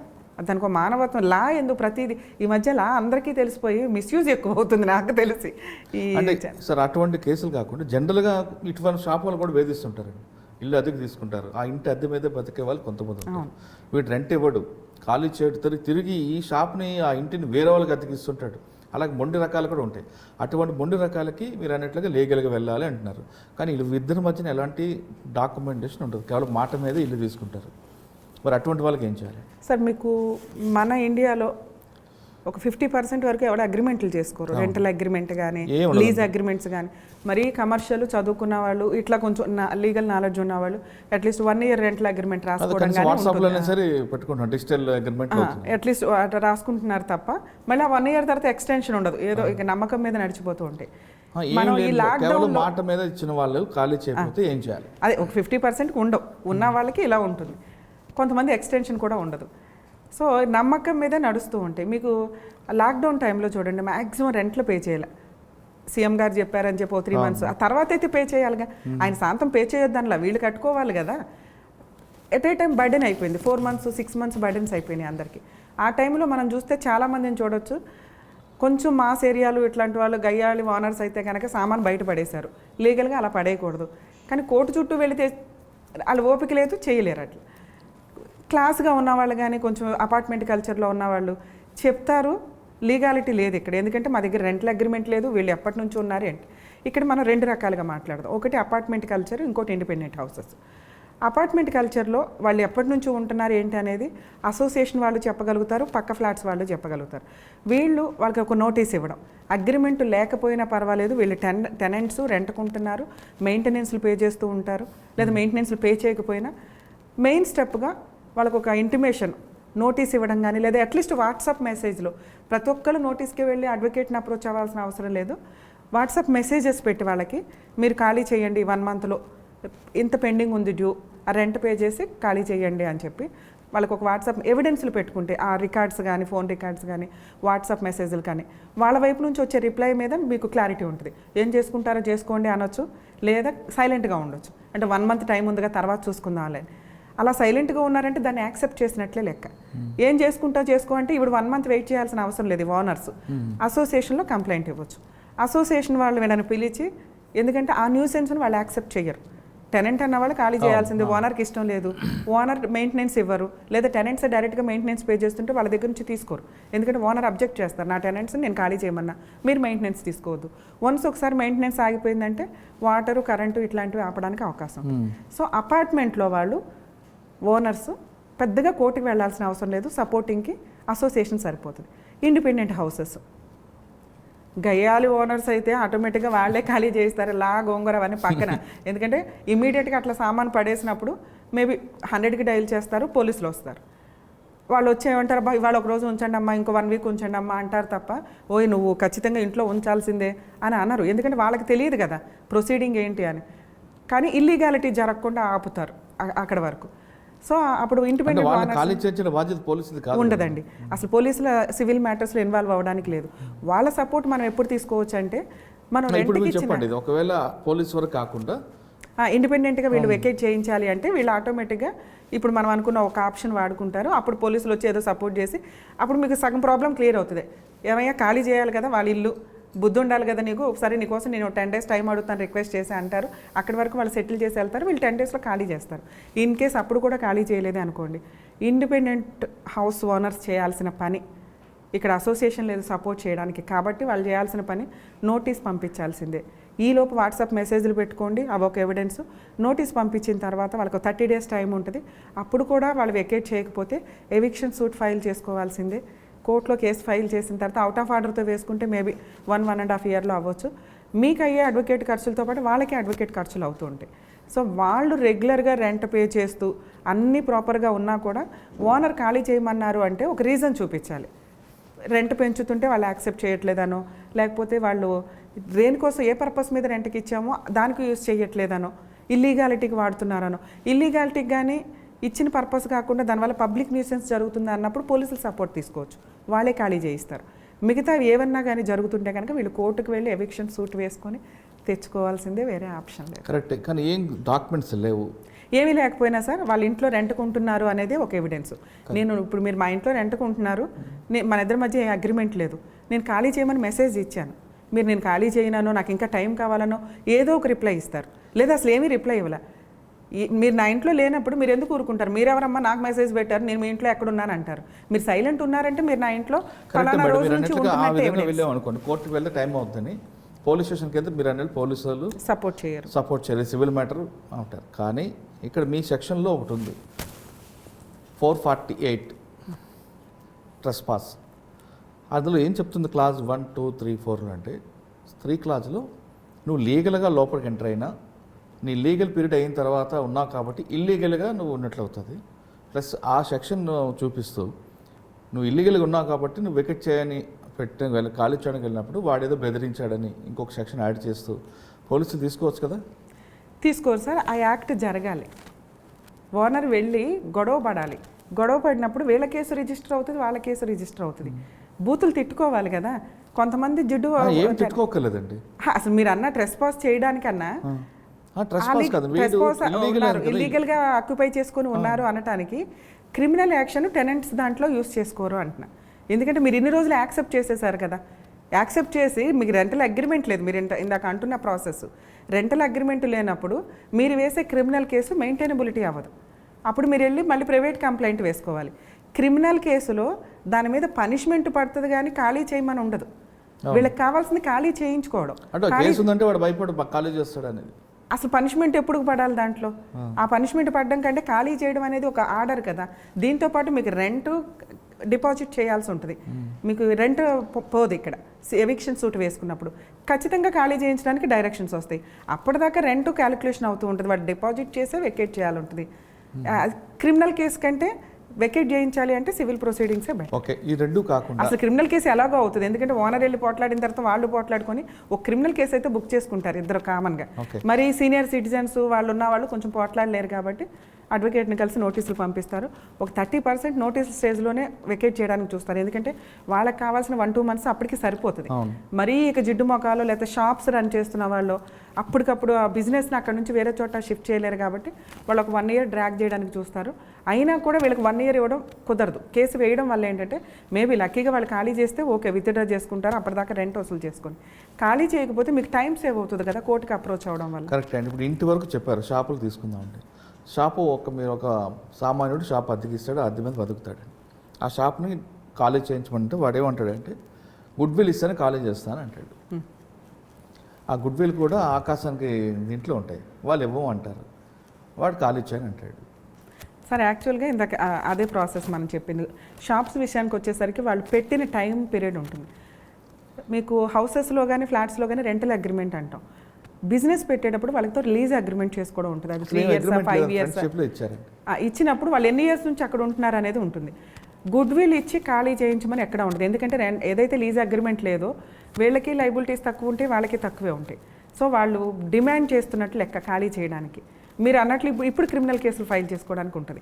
అలాగే ఎవిక్షన్ సూట్ వేసుకోవచ్చండి. ఇందాక నేను అన్న ప్రాసెస్కి డాక్యుమెంటేషన్ స్టార్ట్ అవుతుంది. వన్స్ ఒకసారి లీగల్ నోటీస్ పంపించామంటే వాళ్ళు ఎప్పటి నుంచి ఉంటున్నారు, ఎప్పటి నుంచి ఎక్కొడుతున్నారు ఏంటి అనేవి అన్ని దాంట్లోకి వచ్చేస్తాయి. సో దాన్ని వాళ్ళు యాక్సెప్ట్ చేయాల్సింది. కాకపోతే కోర్టులో కేసు నడుస్తున్నంత కాలం ఉండగలుగుతాడు. ఉన్నంత వరకు వీళ్ళు ప్రెజర్ చేసినందుకు ఒక్కోసారి కోర్టు పనిష్మెంట్ కూడా వేస్తుంది వాళ్ళకి. సివిల్ ప్రొసీడింగ్స్ అయినప్పటికీ కూడా ఫైన్ రూపంలో నీ రెంట్తో పాటు వాళ్ళని ఇంత సీనియర్ సిటిజన్స్ని నువ్వు ఇంత సఫర్ చేసి ఎదురు గుడ్ విల్ డిమాండ్ చేసావు, సో అని చెప్పి ఫైన్ కూడా వేయడానికి అవకాశం. ఓకే, గుడ్ విల్ కాకుండా ఈ షాప్ వాడి వైపు మనం మాట్లాడితే ఈ షాప్ అక్కడ ఖాళీ చేస్తే వాడి కుటుంబం రోడ్డు మీదకి వస్తుంది, టెనెంట్ది. కాబట్టి నాకు ఎంతో కొంత ఆర్థికంగా ఇవ్వాలి అంటూ వాడు నాకు ఈ షాపు తప్ప వేరే ఆధారం లేదు అని ప్రూవ్ చేసుకుంటే అది వాళ్ళ కర్మ. ఓనర్ ఇవ్వాలి అంటే రెంట్కి ఇచ్చి ఓనర్ ఇవ్వాలి అంటే మిగతా వాళ్ళలాగా నేను మాట్లాడలేను, ఉన్నదన్నట్టే మాట్లాడితే వాళ్ళ ఫైనాన్షియల్ పొజిషన్లో వాళ్ళు చూసుకోవాలి. బిజినెస్ పెట్టుకోవడానికి ఓనర్ ఒక షెల్టర్ ఇవ్వడం అంటే మీ కుటుంబాన్ని కాపాడినట్లే లెక్క. వాళ్ళ మీద రివర్స్ అవుతామంటే అట్లా. సో వాళ్ళు మేము ఇక్కడ నుంచి వెళ్ళిపోతే మాకు లైఫే లేదండి అంటే మీరు బతులు ఆడుకోవాలి. ఓనర్ని బతులు ఆడుకోకుండా డిమాండ్ చేసే పొజిషన్లో ఉంటే మీ క్యారెక్టర్ దిగజారిపోయినట్లే లెక్క. సో వీళ్ళు మీకు అంత ఛాన్స్ ఇచ్చారు అంటే అంత క్రూరులు ఎవరు ఉండరు. అలా అన్నారు అంటే ఇక వీళ్ళ పాపాన్ని వెళ్ళిపోతారు, కానీ వీళ్ళు ఓనర్స్, వాళ్ళ ఇష్టం, వాళ్ళ హౌస్ వాళ్ళకి వాళ్ళు అన్న టైంలో వీళ్ళు వెకేట్ చేయాలి. కాకపోతే ఒక 1 month 2 months బతును ఆడుకోవాలి, వేరే చోటకి షిఫ్ట్ అవ్వాలి తప్ప మేము బయట పడిపోతున్నాం కాబట్టి మాకు ఇవ్వండి అంటే సొంత ఇళ్లలో వాళ్ళే వాళ్ళని ఏం కాపాడట్లా. ఓనర్కి ఏం పని, వీళ్ళకి కాంపెన్సేట్ చేసి బయటికి పంపించడానికి కాంపెన్సేట్ చేస్తారండి. ఎప్పుడంటే వీళ్ళు లీజ్ అగ్రిమెంట్ రాసుకొని కరెక్ట్గా వాళ్ళు డెవలప్మెంట్ అవుతున్న టైంలో మాకు అర్జెంటుగా కావాలి వెకేట్ చేయండి అని. అటువంటప్పుడు టెనెంట్ కనుక కేసు ఫైల్ చేసుకుంటే లీజ్ అగ్రిమెంట్ కంప్లీట్ అయ్యేదాకా వెకేట్ చేయమని రైట్స్ ఓనర్కి ఉండవు. అట్లా సేఫ్ చేసుకోగలరు తప్ప ఒక హౌస్ ఆక్యుపై చేసేసుకొని మేము ఇప్పుడు బయటకు వెళ్తే బతకలేం మీరు ఇవ్వండి అంటే కుదరదు. ఓకే, ఇంకొక ఫ్యామిలీ ఒక షాప్ ఉందండి, ఆ అమ్మాయి పెళ్లి చేయాలి, లేదు వాళ్ళకి ఆరోగ్యంగా ప్రాబ్లం ఉంది. ఈ 2 కారణాల చేత ఆ ప్రాపర్టీ అమ్మాలనుకుంటున్నారు, కానీ వాడు ఖాళీ చేయట్లేదు. ఈ కారణాలు ఏదో ఒక కారణం పెట్టి పోలీస్ స్టేషన్ పెట్టచ్చా? అసలు పోలీస్ స్టేషన్కి వెళ్ళటానికే లేదు. అంటే నాకు ఒక ప్రాపర్టీ ఉంది, అమ్మాయి పెళ్లి చేయాలి, ఈ ప్రాపర్టీ అమ్మితేనే నేను పెళ్లి జరుగుతుంది కాబట్టి ఖాళీ చేయమంటే కానీ ఖాళీ చేయట్లేదు, ఈ కారణం చేత నా కుటుంబం నాకు ఆర్థికంగా చిదికిపోతుంది. ఇట్లా మాట్లాడుకునేవి చాలా రేర్ కేసులు. ఎందుకంటే మనిషి అన్నవాడికి కాస్త మానవత్వం అయితే ఉంటుంది. కుళ్ళు కుతంత్రాలు, జిడ్డు, గొడవ, కక్ష, కార్పణ్యాలు ఉన్నప్పుడు కొంచెం మనం అనుకున్న లిటిగేషన్ నడుస్తుంది. ఇవి ఇట్లా మాట్లాడుతున్న కేసెస్ అన్నీ ఓన్లీ 1% ఉంటాయి. రెంట్ కంట్రోల్ యాక్ట్ ప్రకారం మనం కేసులు చూసుకుంటే అవి కూడా 1.5 yearకి సెటిల్ అవుతాయి. ఎందుకంటే వాళ్ళకి కావాల్సిన టైం పీరియడ్ అది. ఈ టైం పీరియడ్లో ఎంత సడన్గా రేపే ఇల్లు ఇవ్వాలి ఖాళీ ఎల్లుండే అమ్మకం అంటే అది జరిగే పని కాదు. ఓనర్ అట్లా అడిగినా కూడా కోర్టు ఏం కన్సిడర్ చేయదు. దేనికన్నా ఒక లిమిటేషన్ పీరియడ్ ఉంటుంది. వీళ్ళకి ఖచ్చితంగా 3 months నోటీస్ ఇస్తాం. ఆ 3 months సరిపోతుంది వాళ్ళు వెకేట్ చేయడానికి. ఈ లోపు వాళ్ళు అమ్ముకోవచ్చు తప్ప ఇవాళ మీరు ఇవాళ వెకేట్ చేయాల్సిందే రేపు మేము అమ్ముకుంటాం అంటానికి కుదరదు రూల్ ప్రకారం. ఓకే, ఈ పక్కన పెడదాం. ఒకసారి మీ ప్రయాణం చెప్పండి. ఇంకేం ప్రయాణం సార్? అంటే మీరు తర్వాత టీవీలకి మన చైల్డ్ ల్యాబ్ యాక్ట్ మీద ఎక్కువ పనిచేశారు, వరంగల్ విషయంలో వెళ్ళారు, ఫైట్ చేశారు. తర్వాత టీవీలో అసలు మీరు కనపడితే చాలు అన్నట్లుంది కదా, సంసారం ఒక చదరంగం. సరే, యాక్చువల్గా దాంట్లో మీకు ఎలాగొచ్చిందండి? ఈ హ్యూమన్ రైట్స్ కమిషన్లో ఒకప్పుడు ఈ లవ్ డిస్ప్యూట్స్తో పాటు చాలా కేసెస్ వస్తూ ఉండేవి. గవర్నమెంట్కి అగైనెస్ట్గా ఏదైనా కేసులు ఫైల్ చేయాలంటే, పోలీసులకి అగైనెస్ట్గా ఫైల్ చేయాలంటే human rights commission is the best platform. కోర్టులకు వెళ్ళి లాయర్లను పెట్టుకొని ఇవేమీ లేకుండా, అంటే పేదవాళ్లకు కూడా అందుబాటులో ఉండే కమిషన్స్ మనకు ఉన్నాయి, కానీ జనాలకి అవేర్నెస్ ఉండదు. అక్కడికి వెళ్ళి ఫాస్ట్ రిలీఫ్ లేదు. ఇప్పుడు అక్కడ కూడా అట్లాగే పొజిషన్ లీగల్గా ప్రొసీడ్ అవుతున్నారు వాళ్ళు కూడా. యాక్చువల్గా హ్యూమన్ రైట్స్ కమిషన్ అంటే మార్నింగ్ వేస్తే ఈవినింగ్ రిజల్ట్ వచ్చి మనకి ఫ్యాక్స్ నోటీసులు ఆర్డర్స్ పంపించిన రోజులు ఉన్నాయి.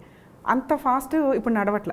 అది అంటే అక్కడ ఉండే జడ్జెస్ మీద డిపెండ్ అయి ఉంటే, వాళ్ళకున్న ఫెసిలిటీస్ మీద డిపెండ్ అయి ఉంటే పైనుంచి వచ్చే డైరెక్షన్స్. మేబీ నేను ఈ స్టేజ్ మీద అది మాట్లాడడానికి అవకాశం ఉందో లేదో కానీ మేము ఫాస్ట్గా చూసిన పొజిషనే నేను చెప్పగలను. ఇప్పుడు ప్రజెంట్ అట్లా నడవట్ల. ఒక పిటిషన్ ఫైల్ చేస్తే మేబీ కొన్ని కేసెస్ 1 month పడితే, కొన్ని కేసెస్ 3 months డేట్ పడుతున్నాయి, ఫస్ట్ డేట్. దానికంటే కోర్టుకి వెళ్ళడం బెటర్ ఆ పొజిషన్ కంటే. సో హ్యూమన్ రైట్స్ కమిషన్లో ఇట్లా నడుస్తున్న టైంలో నేనేసే కేసెస్ అన్నీ కూడా రెగ్యులర్గా న్యూస్ ఛానల్స్లో వచ్చేవి. హ్యూమన్ రైట్స్ కమిషన్లో రమ్య గారు ఈ కేసు వేశారు, రమ్య గారు. దాంతోపాటు అప్పుడప్పుడే కొత్తగా లీగల్ అవేర్నెస్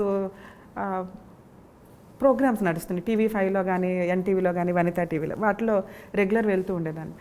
అలా నడుస్తూ ఉండగా జయసుధ గారిది మా టీవీలో అందమైన జీవితం అని ఒక ప్రోగ్రామ్ చేశారు డైరెక్టర్ భారతి గారు, భారతి కృష్ణ గారు.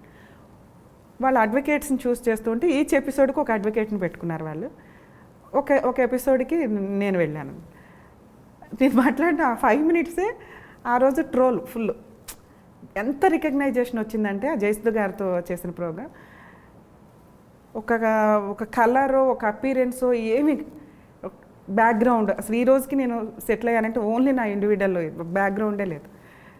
సెల్ఫ్ హానెస్టీ ప్రాక్టీసు, ఉన్నట్టు మాట్లాడడం, నిజాయితీగా వెళ్ళటం, ఫ్రీగా చేసే కేసులు ఫ్రీగాను చేస్తాను, ఫీజులు తీసుకునే చోట నేను పర్ఫెక్ట్గా చేస్తాను కాబట్టి నా ఫీజు ఇంతే. అది కొన్ని కేసులు అరే రమ్య గారు ఏంటి ఇంతే తీసుకున్నారు అనుకోవచ్చు, కొన్ని కేసులు రమ్య గారు ఎందుకంటే వర్త్ అంత ఉంటుంది, వేరే చోటుకి వెళ్తే అంతకంటే ఎక్కువ అవుతాయి, అది నా క్లయింట్స్కి తెలుసు. సో ఆ హానెస్టీ ఏదైతే ఉందో నేను ఆ రోజు షోలో మాట్లాడింది డైరెక్టర్కి, వాళ్ళ వైఫ్కి బాగా నచ్చి ఆ నెక్స్ట్ సుమలత గారితో ఒక 500 episodes సంసారం ఒక చదరంగం ప్రోగ్రాం పెట్టుకున్నారండి. ఆ ప్రోగ్రామ్కి పూర్తి కాంట్రాక్ట్ నేను, మొత్తం ఆ ఎపిసోడ్స్ అన్నీ నావి. ఎంత బాగా వెళ్ళిందంటే నిజంగా సుమలత గారిని నేను హోస్ట్ చేసిన వాళ్ళ గెస్ట్లు ఎవరైతే ఉంటారో వాళ్ళలో సుమలత గారు బెస్ట్ అని నేను అనుకుంటున్నాను. అంత సీనియర్, మేబీ ఈ జనరేషన్ వాళ్ళకి తెలియకపోవచ్చు కానీ అంత సీనియర్ ఆర్టిస్ట్ అయ్యుండి కూడా వాళ్ళ ఇంట్లో వాళ్ళు, అది నేను ఇంకా హ్యాపీగా ఫీల్ అయ్యేదంటే వాళ్ళ ఇంట్లో వాళ్ళు కానీ, వాళ్ళ వర్కర్స్ కానీ, వాళ్ళ డ్రైవర్లు కానీ నన్ను చూడడానికి షోకి వచ్చేవాళ్ళు. ఆవిడ అనేది రమ్య నిన్ను చూడడానికి వస్తున్నారు వాళ్ళు అని. నేను వచ్చి ఆ 15-20 minutes ఎపిసోడ్ చాలా బాగా ఇదయ్యాను. ఆవిడ ఏ రోజు కూడా రమ్య గారిని తగ్గించండి ఇది అని ఎప్పుడు అనలా, అది నాకు తెలుసు. ఎందుకంటే డైరెక్టర్ కూడా పూర్తి ఫ్రీడమ్ ఇచ్చేసారు నాకు.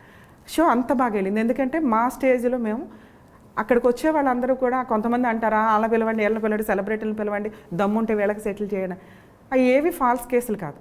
హానెస్టీగా పేదవాళ్ళు ఎవరైతే ఉంటారో, మిడిల్ కోర్టుల చుట్టూ వెళ్ళలేక, అడ్వకేట్స్ని పెట్టుకోలేక వెక్స్ అయిపోయిన ఎవరైతే ఉంటారో వాళ్ళు అక్కడికి వచ్చేవాళ్ళు, అవన్నీ హానెస్టీ కేసులే, అక్కడికక్కడ సెటిల్ చేసేవాళ్ళం. మ్యాక్సిమం మా ఎపిసోడ్స్ ఎట్లా ఉండేయంటే నేను అగ్రిమెంట్స్ కూడా రాసేదాన్ని, ఇట్లా సెటిల్మెంట్ అయిందని కలిపి పంపించడానికి ఎక్కువ చూసేవాళ్ళం. ఇన్ కేసు లేదంటే సెటిల్ చేసి అడ్వకేట్స్కి రిఫర్ చేయించేవాళ్ళం, వాళ్ళు వేరే వాళ్ళ నుంచి వస్తారు కాబట్టి. సో అట్లా సెటిల్ చేసాం. అది 500 episodes అయిపోయినాక మా టీవీలో అయిపోయిందండి. ఏది బిగ్ బాస్ షోస్ వల్ల వాళ్ళదే ఇంకా ఆగిపోయింది. తర్వాత రోజా గారితో, జీవిత గారితో బతుకు జట్కా బండిలో కూడా మధ్యలో ఎపిసోడ్స్కి వెళ్తూ చేసేదాన్ని. అంటే మీరు ఆ కార్యక్రమాలు వచ్చిన వాళ్ళకన్నా సెటిల్ చేస్తారు, కానీ బయట ఎప్పుడైనా మీరెవరు సెటిల్ చేయడానికి ఎవరైనా క్వశ్చన్ చేస్తే మీరు సమాధానం అంటే? సార్, లోక్ అదాలత్ అనేది చేయగలిగే కెపాసిటీ ఉండి ఎవరైనా కానీ ఫ్రీగా పబ్లిక్కి ఏమి డిమాండ్ చేయకుండా పబ్లిక్కి సర్వీస్ చేసే రైట్స్ ఉంటాయి. అది లోక్ అదాలత్ అవ్వచ్చు, NGOs అవ్వచ్చు, ఇట్లా ప్రోగ్రామ్ అవ్వచ్చు. వాళ్ళకి ఇష్టం లేకుండా ఫోర్సిబుల్గా తీసుకొచ్చే రైట్స్ ఎవరికి లేవు, లోక్ అదాలత్కి లేదు. లోక్ అదాలత్ అంటే ఈక్వల్ టు జడ్జెస్ ఉంటారు అక్కడ, అడ్వకేట్స్ ఉంటారు. అట్లాగే NGOsకి ఫోర్సిబుల్గా తీసుకొస్తే NGOs మీద కంప్లైంట్ ఇవ్వచ్చు. అలాగే టీవీ ఛానల్స్ వాళ్ళు ఇష్టపడి మాకు న్యాయం చేయండి మేము ప్రోగ్రామ్, ఎందుకంటే అది చేసి డబ్బులు కలెక్ట్ చేశారు కదా, అదొక రేటింగ్ తెచ్చుకున్నారు కదా అంటే అటువంటి ఇన్సిడెంట్లు ఉన్న వాళ్ళు ఎక్కడెక్కడో ఉంటారు, వాళ్ళు రాలేరు అక్కడ దాకా. సో వాళ్ళకి అది ఒక ఎగ్జాంపుల్గా ఉంటుంది అనే దాని మీద వీళ్ళు టీవీలో ప్రోగ్రామ్ చేసి న్యాయం చేస్తున్నారు. సో అలా చేయకూడదు అని మేము ఎప్పుడూ ఫేస్ చేయలేదు. నేను అది కూడా చదువుకున్నా. యాక్చువల్గా ఇలా చేసే రైట్స్ ఉన్నాయా? సో లోక్ అదాలత్ అనేది పబ్లిక్, ఇప్పుడు మనకి గ్రామాల్లో గ్రామ పెద్దలు ఎట్లా సెటిల్ చేస్తారో మ్యాటర్స్, ఇది కూడా అట్లాగే లీగాలిటీగా ప్రాబ్లం లేని టాపిక్ అది. మీ టీవీ స్టూడియోలో కొన్ని ఫ్యామిలీ సెటిల్ చేస్తుంటారు, వాళ్ళు అక్కడి వరకే ఉంటారా? నిజంగా బయట కూడా మీరు ఇచ్చిన దీనికి ఫాలో అవుతుంటారా? సార్ మేము చేసిన 500 ఎపిసోడ్స్లో నాకు తెలిసి నా నెంబర్ ఎప్పుడు కూడా యూట్యూబ్ ఛానల్స్లో కానీ ప్రతి చోట డిస్ప్లే ఉంటుంది. ప్రాబ్లం వచ్చింది అని నాకు వచ్చిన కాల్స్ ఒక 2-3 ఉంటాయి. మేడం ఇప్పటిదాకా బాగానే ఉన్నాం, రీసెంట్గా గొడవ అయింది. కోర్టులో వేసేవాడికి దేకాన లేదు, అక్కడ సెటిల్ చేసేవాడికి అంతవరకు. ఫెయిల్ అయినవి చాలా తక్కువ. మీరు 500 ఎపిసోడ్లు చేసిన కేసుల్లో మీకు బాగా గుర్తుండిపోయిన కేసు ఒకటి చెప్పండి. అంటే ఇంత పేదటిక్ కేసు దీన్ని సెటిల్ చేశాను అని ఒక మెమరీ అయితే మీకు ఉంటుంది కదా? అట్లా కొంచెం 2-3 ఉన్నాయి సార్. ఒకటి, నేను వచ్చిన గెస్ట్లు ఎవరైతే ఉన్నారో ఒక ఆవిడ చాలా పేద ఆవిడ. మీరు సడన్గా అడిగినప్పుడు 3 years బ్యాక్వి నేను చెప్పలేకపోవచ్చు, కానీ ఒక ఎపిసోడ్ నేను స్పాంటేనియస్గా గుర్తొచ్చింది. ఒకప్పుడు అడాప్షన్ అనేది ఎక్కడ దొరికితే పిల్లల్ని వాళ్ళు పెంచుకుంటూ ఉండేవాళ్ళు. ఇప్పుడంటే దాంట్లో పిల్లల్ని హెరాస్ చేయడం, వేరే వాళ్ళకి అమ్మేయడం, ఇవన్నీ జరుగుతున్నాయని బాగా స్ట్రిక్ట్ రూల్స్ వచ్చినాయి. మనం ఎవరినైనా అడాప్ట్ చేసుకోవాలంటే కారా దగ్గరికి వెళ్ళి మాత్రమే అప్లై చేసుకోవాలి, రూల్ ప్రకారం తెచ్చుకోవాల్సిందే. అదో పెద్ద స్ట్రిక్ట్ రూల్స్. అడాప్ట్ చేసుకోవడానికి ఈ రోజున కొన్ని లక్షల మంది ఉన్నారు, కానీ అడాప్షన్ ఇవ్వడానికి గవర్నమెంట్ రెడీగా ఆ స్ట్రిక్ట్ రూల్స్కి కాస్త ఇది అవుతుంది. ఆ వచ్చిన ఎపిసోడ్లో ఏంటంటే వాళ్ళకి ఒక బాబు దొరికాడు చెత్తకుండి దగ్గర. ఇక ఆ బాబునే పెంచుకున్నారు వాళ్ళు. అతను ఈ రోజున 25-30 మేబీ అట్లా ఉన్నాడు అతను. వాళ్ళు సీనియర్ సిటిజన్లా ఉన్నారు. వాళ్ళంతా మేబీ తక్కువ పని చేస్తా, యాక్చువల్ పని ఎంత అని కాదు, వాళ్ళ వరకు వాళ్ళు ఇళ్లల్లో పని చేసుకునే అంత. అతను వాళ్ళు ఏదో ఉన్నంతలో ఏదో ఇల్లు కొనుక్కున్నారు. అతను ఎపిసోడ్కి వచ్చి మాట్లాడేది ఏంటంటే హక్కులు మాట్లాడుతున్నాడు. వీళ్ళు ఈ ప్రాపర్టీ కొన్నారు, ఈ ప్రాపర్టీ నాకు రిజిస్ట్రేషన్ చేయట్లేదు, ఇట్లా ఆస్తి గురించి వాళ్ళ మీద రెస్పాన్సిబిలిటీ తీసుకోకుండా వాళ్ళని డిమాండ్ చేసే పొజిషన్లో ఆ ఎపిసోడ్లో నాకు, అరే భయ్ వాళ్ళు అసలు పెంచుకోకపోతే నువ్వు ఎక్కడుండేవాడివి. నేను ఆవిడకి వెళ్ళి కాళ్ళు దండం పెట్టాను. అది అసలు ఎక్కడన్నా హానెస్టీ కనిపిస్తే నేను అసలు తట్టుకోలేనండి. ఎవ్వరో ఆవిడ, అసలు ఆవిడకి దండం పెట్టి వాడికి ఇచ్చాను చూడండి. ఇన్ కేసు వాళ్ళు పెంచుకోకపోతే నీ పొజిషన్ ఏంటి? ఎవరు పెంచుకోరు, అక్కడే వదిలేసేవాళ్ళు, లేకపోతే అనాథాశ్రమాల్లో ఉండాలి. కనీసం వాళ్ళు చదివిస్తానంటే చదువుకోవట్లా సరిగ్గా. ఒక రౌడీ అలవాట్లు అనమాట. అన్ని టీవీ షోకి అయితే నీట్గానే వచ్చాడు, కానీ ఆ అలవాట్లు అట్లా ఉన్నాయి. సో అదొక ఎపిసోడ్ అండి. నిజంగా పెంచుకోకపోతే వాళ్ళ లైఫ్ ఎలా ఉండేది. మీరు అది ఎక్స్ప్లెయిన్ చేయగానే వాళ్ళ మార్పు వచ్చిందా? అతనికి అంటే చెప్పేవాళ్ళని బట్టి ఉంటుంది సార్. నేను కొంచెం గట్టిగానే ర్యాష్గా రియాక్ట్ అయ్యా. వీళ్ళ వాల్యూ తెలియచేయగలిగాను, నెక్స్ట్ లా తెలియచేయగలిగా. వాల్యూ తెలిసిద్దా లేదా అతనికి అనవసరం, నేను చెప్పాలి కాబట్టి చెప్పాను. లా వల్ల అతనికి ఏ రైట్స్ లేవు. వీళ్ళు అడాప్టెడ్, లీగల్గా అడాప్ట్ చేసుకున్నారు. 30 years నుంచి నువ్వు ఉంటున్నావు, ఓకే. తలుచుకుంటే వాళ్ళు నీ మీద మెయింటెనెన్స్ కేసు వేయగలరు తప్ప వాళ్ళ కష్టార్జితాన్ని పంచమనే హక్కు కొడుగ్గా నీకు లేదు. వాళ్ళ తదనంతరం నీకు వస్తే వస్తుంది. ఇప్పుడు పంచండి, ఇది ఉంటేనే నాకు పెళ్ళి అవుద్ది. అరే నేను పెంచి పెద్దవాళ్ళని చేస్తారు, అదే ఎక్కువ. నువ్వు కష్టపడి మంచి క్యారెక్టర్తో ఉంటే వచ్చే సంబంధాలు వస్తాయి. వీళ్ళు ఇల్లు ఇచ్చేస్తేనే సంబంధం అవుతుంది అనేది రాంగ్. కాబట్టి లీగాలిటీ తెలియజేసి కొంచెం తిట్టే పంపించినట్లు లెక్క. తర్వాత కౌన్సిలింగ్ కూడా ఇచ్చామండి అతనికి, ఇంక నుంచి బాగా చూసుకోమని వాళ్ళని. ఇక వీళ్ళు కూడా అంత ఎఫెక్షన్. అంటే లా ఎప్పుడైతే లేదని తెలుస్తుందో జైలుకి పంపిస్తాంగా, మామూలుగా ఊరుకోగా మనం మాట్లాడేది పంపిస్తామా లేదనే తర్వాత, కానీ అక్కడ మేము వరకు రియాక్ట్ అయ్యేది అలా ఉంటుంది. కాబట్టి ఇక్కడ నుంచి బాగా చూసుకుంటానండి అది ఇది అన్నారు. మేబీ ఇప్పుడు ఎట్లా ఉన్నారు మనకు తెలియదు, కానీ అక్కడి వరకు వాళ్ళంతా హ్యాపీ. వెళ్ళేటప్పుడు కలిసి వెళ్ళారు, అది అంత బాగా అనిపించింది. ఇది కాకుండా ఫ్యామిలీ మ్యాటర్స్ చెప్పండి సార్. ఫ్యామిలీ మ్యాటర్స్ విషయానికి వచ్చేసరికి ఒక అమ్మాయి బెంగళూరు నుంచో ఎక్కడి నుంచో వచ్చారు వాళ్ళు. ఫాదరు అటెంప్ట్ టు రేప్ అనే కేసు ఒకటి కంప్లైంట్ ఎలిగేషన్ ఇచ్చింది. ఎపిసోడ్ ఫాదరే డ్రింకరు. అమ్మ ఏదో గొడవపడి ఇంట్లో నుంచి వెళ్ళిపోయింది. అమ్మ ఒక క్యారెక్టర్, నాన్న ఒక క్యారెక్టరు. అసలు ఎపిసోడ్ అంతా ఒక సైడ్ నడుస్తుందండి. అందరూ అయ్యో అయ్యో అయ్యో ఎట్లా కూడా ఉంటుందా. నిజమే. ఎందుకంటే సెక్సువల్ అబ్యూజ్ అనేది ప్రతి 3 లేడీస్లో ఒక లేడీ ఫేస్ చేస్తూనే ఉంటుంది. అది ఏ సందర్భంలో ఎక్కడ ఎవరితో ఎలా అనేది కొంత ఎక్సీడ్ అయ్యి ఉంటే, కొంత నార్మల్గా ఉంటే, కొన్ని సైకిల్ ద్వారా ఉంటాయి, కొంత ఇబ్బందికరంగా ఉంటుంది. ఇవన్నీ ఈ ప్రాసెస్ అంతా. సో అక్కడికి వచ్చేసరికి వాళ్ళ కేసుకి అతను డ్రింక్ చేసి వచ్చారు, చికెన్ కర్రీ వండమన్నాడు. ఆ అమ్మాయి వండుతుంది, వెనక నుంచి వచ్చి పట్టుకున్నాడండి. ఇట్లా ఆ అమ్మాయి ఎలిగేషన్స్. ఇక మేడం సుమలత గారు ఒక రకంగా, ఒక్కొక్కరు ఒక రకంగా చెప్పుకుంటే మనం ఎంటర్ అయినాకే రియాలిటీ వస్తుంది ఎప్పుడైనా కానీ. ఎందుకంటే వాళ్ళు చెప్పిందే నమ్ముతారు వీళ్ళు. ఫాదర్ కూడా వచ్చాడు అప్పుడు? వచ్చారు సార్. తీసుకో అలాగ వచ్చాడండి ఆయన. అంటే ఎలిగేషనే అది కదా, అక్కడ కంప్లైంట్ నడుస్తుంది, ఇక్కడ సెటిల్ అయితే కేసు విత్డ్రా అవుతుంది కదా, రియాలిటీ ఏంటి అనేది. కాకపోతే ఈ అమ్మాయి పెట్టిన కంప్లైంట్ స్టేజ్లోనే ఉంది, ఇంకా ఎఫ్ఐఆర్ అవ్వాలి. సో ఈవిడికి క్లారిటీ వస్తే ఫాల్స్ కేసు ఫైల్ అవ్వకుండా ఉంటుంది కదా. సో నేను ఎంటర్ అయిన తర్వాత ఆ అమ్మాయిని అడిగే క్వశ్చన్స్కి క్లారిటీ అనమాట. ఎట్లా ఉన్నాడు ఆయన అంటే ఫుల్ డ్రింక్లో ఉన్నాడు అని. ఆ డ్రింక్లో ఉన్న వ్యక్తి ఈవిడ చెప్తున్న ఎలిగేషన్స్ జరగవు. డోర్ ఓపెన్ ఉంది, ఒక డాడీ ఆ రకమైన చర్య చేస్తుంటే ఎక్కడ పట్టుకోకూడని పట్టుకుంటే పరిగెత్తుకుని బయటకు వచ్చేయచ్చు. నువ్వు డోర్ ఎందుకు తీయలేదంటే ఆయన గట్టిగా పట్టేసుకున్నాడు అందుకే తీయలే. ఎంతసేపు 1 అవర్ పట్టుకునే ఉండరుగా. సో పారిపోవడానికి అవకాశం ఉంది. పైగా వాళ్ళ ఇళ్ళన్నీ దగ్గర ఫొటోస్ కూడా తీసుకొచ్చింది తను.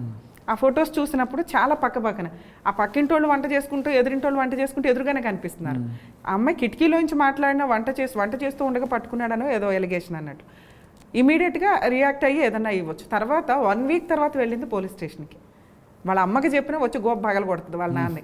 సో ఇవన్నీ కూడా కొంచెం ఫాల్స్గాను రియల్గా జరగవు. ఎందుకు వేశారు అంటే వాళ్ళ అమ్మ ఈవిడ ఆల్రెడీ వేరే లవర్ తోటి వెళ్ళిపోవాల్సిన పొజిషన్ ఈయన అబ్జెక్ట్ చేస్తున్నాడు. ఇక ఉన్న అబ్జెక్షన్కి వాళ్ళిద్దరూ వెళ్ళిపోవాలి కాబట్టి ఈయన్ని వదిలించుకోవడానికి ఉన్న ఆయుధం ఫాల్స్ కేసు ఫైల్ చేయడం ఆయన మీద. ఎందుకంటే భార్య మీద ఎలిగేషన్స్ తోటి ఆ భార్య ఈయన మీద కేసులు వేయడానికి ఉండదు. ఆవిడ ఆల్రెడీ వెళ్ళిపోతుంది కదా ఏ రోజుకి ఆ రోజు. ఇక ఈ పిల్ల తప్పించుకోవాలంటే ఈయన కంట్రోల్ పెడుతున్నాడు కూతుర్ని. ఈ ఫాల్స్ కేసు అన్నట్లు. అది కొంచెం అమ్మాయికి కాస్త గట్టిగా చెప్పే పంపించాం ఆ రోజు. ఆయన పాపం ఏడ్చుకుంటే ఏదో వెళ్ళాడు కానీ పరువు అయితే పోయింది కానీ అట్లా. కొన్ని సందర్భాలు అలా ఉంటాయి. పెట్టింది కదా. ఇప్పుడు మీరు చెప్తుంటేనే ముందే నేను బాధ అనిపడ్డాను. ఈ ఎపిసోడ్స్ అన్ని మనకి హాట్‌స్టార్లో ఉంటాయి సార్. ఇంకా స్టిల్ వాళ్ళు యూట్యూబ్లో ఎక్కువ పెట్టలేదు కానీ హాట్‌స్టార్లో. బట్ మీరు లాగి కొట్టిన కేసులు ఉన్నాయి ఎవరినైనా? అస్సలు సార్ నేను చాలా డిగ్నిటీ ప్రాక్టీస్.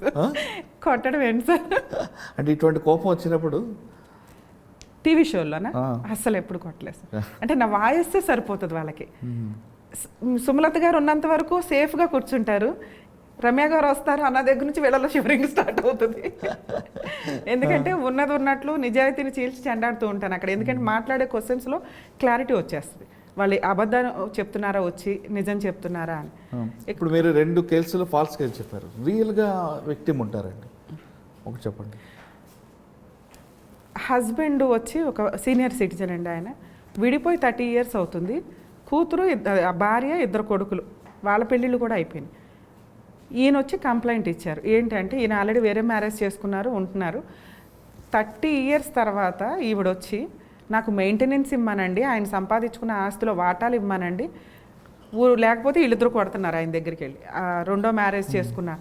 30 years నుంచి 2వ మ్యారేజ్కి సంబంధించి ఆవిడ మీద ఎటువంటి కంప్లైంట్ ఇవ్వలేదు. వీళ్ళు వదిలేశారు శాంతం ఆయన్ని. తిండి తిన్నాడా పోయాడా సచ్చాడా అని పట్టించుకోకుండా.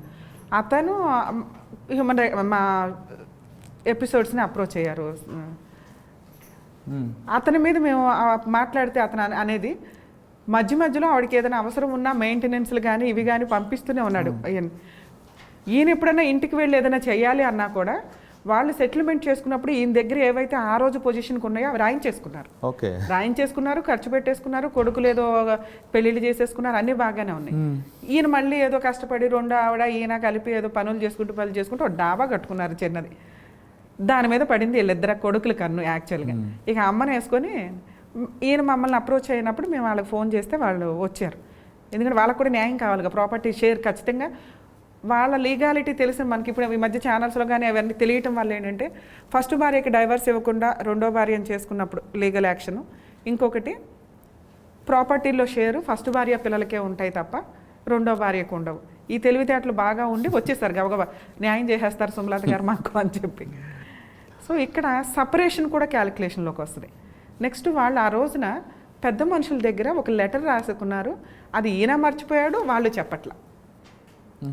ఈయనకి ఆస్తి ఇచ్చానని మాత్రమే గుర్తు. ఆ రోజులో నేను కాపురానికి రమ్మని అడిగానమ్మా, కానీ నా దగ్గర ఏదో 2 ఎకరాలు ఏదో ఉంటే అది రాయించేసుకున్నారు, అది ఇది అంటున్నారు. ఎవరి దగ్గర రాశారండి అంటే మేము క్వశ్చన్ అడిగినాక ఆయనకి రికగ్నైజ్ అయ్యింది. పెద్ద మనుషుల దగ్గర మీటింగ్ పెట్టారమ్మా. మీటింగ్ పెడితే మరి మీరు ఏం రాసి ఇచ్చారంటే నన్ను ఈ 2 ఎకరాలు రాసేయమన్నారు, పిల్లల్ని పెంచాలి ఇవన్నీ అన్నారు కదా, రాసి ఇచ్చేసానమ్మా. మరి అప్పుడు ఏదో రాసుకొని ఉంటారు కదా అంటే ఆ పేపర్స్లు ఏం రాసి ఉంటారు, పెద్ద మనుషులతో ఎవరితో మాట్లాడమంటే ఆ పెద్ద మనిషికి ఫోన్ చేసాం. అప్పుడు ఎవరో అదృష్టం కొద్ది ఆయన బతికే ఉన్నాడు, ఉన్న గ్రూప్ మొత్తంలో ఎవరో ఒక. అవునండి, ఆ రోజున ఆవిడ రాసింది ఏది, ఇతనికి నాకు సంబంధం లేదు, నాకు ఆ 2 ఎకరాలు ఇచ్చేస్తే ఈయన ఎవరో నేనెవరో భార్యాభర్తలుగా విడిపోయినట్లే. అది లీగల్గా వ్యాలిడ్ కాకపోవచ్చు, కానీ 30 years బ్యాక్ అది వ్యాలిడ్. కొన్ని పద్ధతుల ప్రకారం నడిచిపోయినాయి మనకి, సాంప్రదాయాలు, పద్ధతులు, గ్రామ పెద్దలు ఇవి. ఆ రోజుల్లో కోర్టుకి ఎవడెళ్ళాడు, కోర్టుకి వెళ్ళడం అంటే ఒక అవమానం. ఇప్పుడంటే ఏదో ఫ్యాషన్గా అందరం ఒక 5 years 10 years నుంచి ఏ డిస్ప్యూట్ ఉన్నా లాని వాడుకుంటున్నాం, కానీ అప్పట్లో అది ఒక అవమానం. సో అది లీగల్గా వ్యాలిడ్ నా దృష్టిలో. నా స్టేజ్ నేనే జడ్జి అక్కడ. మానవత్వంగా మాట్లాడాలి. 30 years తర్వాత బుద్ధి లేకుండా ఆళ్ళెట్లో వచ్చావు, నువ్వు పెట్టవచ్చావు, గట్టిగా ఇచ్చి వాళ్ళ కొడుకులకి అయితే గట్టిగా ఇచ్చారా బాబు, మీరు కష్టపడి సంపాదించుకొని ఈ వయసులో మీ అమ్మని పోషించాల్సిన పోయి ఆవిడ వేసుకొని వచ్చి ఇంత పోట్లాడతారా. ఆయనే అప్పటికి 75 అట్లా ఉన్నాడు, కానీ కొంచెం స్ట్రాంగ్గా ఉన్నాడు. రైతు పనులు చేసుకునే వ్యక్తులు కదా, స్ట్రాంగ్గా ఉన్నాడు వ్యక్తి. ఆ సెకండ్ వైఫ్ వాళ్ళు 30 years నుంచి వాళ్ళు కలుసున్నారు. మీ అమ్మతో చేసుకుని 5 years, 5 yearsలో మీరిద్దరు పుట్టారు. ఉన్నంత వసూలు చేసుకుంది మీ అమ్మ. ఇప్పుడు వచ్చి ఇంకా ఏం వసూలు చేస్తారంటే లీగల్గా డైవర్స్ తీసుకోలేదు కాబట్టి హక్కులు తెలియగానే 30 ఏళ్ళ తర్వాత 50 ఏళ్ళ తర్వాత వచ్చేస్తున్నారు. ఈ మధ్య కొత్తగా మాకు ప్రాపర్టీ కేసులు కానీ ఇవి కానీ చూస్తే అది కోర్టు ఇట్లా అంది కదా, ఇప్పుడు మేము వచ్చేసి మేము కేసులు వేసుకుంటాం, దానికి ఒక లిమిటేషన్ ఏడుస్తుంది. సో మీరు ఆల్రెడీ ఆ రోజు తీసుకున్నారు, ఈ పెద్ద మనిషి చెప్పిన దాని ప్రకారం మీకు ఏ రైట్స్ లేవు, దొబ్బేయండి ఇక్కడ నుంచి అని చెప్పి పంపించాం. సో ఆయన అయితే అసలు చాలా హ్యాపీ. ఇక్కడ మేబీ కోర్టుకి వెళ్ళినా ఆయనకి, ఎందుకంటే వీళ్ళు కేసు వేసేయచ్చు కదా, వీళ్ళు కేసు వేసేయచ్చు కదా సార్, ఎందుకంటే భార్య లీగాలిటీ డైవర్స్ లేవు. సో దానివల్ల కేసు వేస్తే ఈయన అడ్వకేట్ని పెట్టుకొని ఫైట్ చేస్తే కోర్టు కొట్టేస్తుంది, ఎందుకంటే దాంట్లో మైనస్లు ఎక్కువ ఉన్నాయి కాబట్టి. మేబీ ఇవ్వమంటే మెయింటెనెన్స్ ఇవ్వమనొచ్చు. మానవత్వం అయితే ఒకటి ఉండాలిగా, ఇక లా ఉంది కదా అని కోర్టులు చుడితే ఇప్పటికే వేల లక్షల కేసులు పెండింగ్ ఉన్నాయి. ఎందుకంటే ఇట్లాంటి ఫాల్స్ కేసులు ఎక్కువ. అది ఫాల్స్ అంటారు వాళ్ళ దృష్టిలో అది కరెక్ట్ ఏమో, కానీ కొంచెం మానవత్వం ఉంటే కొన్ని కేసులు ఫైలింగే ఆగుతాయి అనేది నా ఉద్దేశం. ఓకే, ఇక మనం మరొకసారి బ్యాక్ వద్దాం. అంటే మీ సర్వీస్ గురించి అడుగుతా.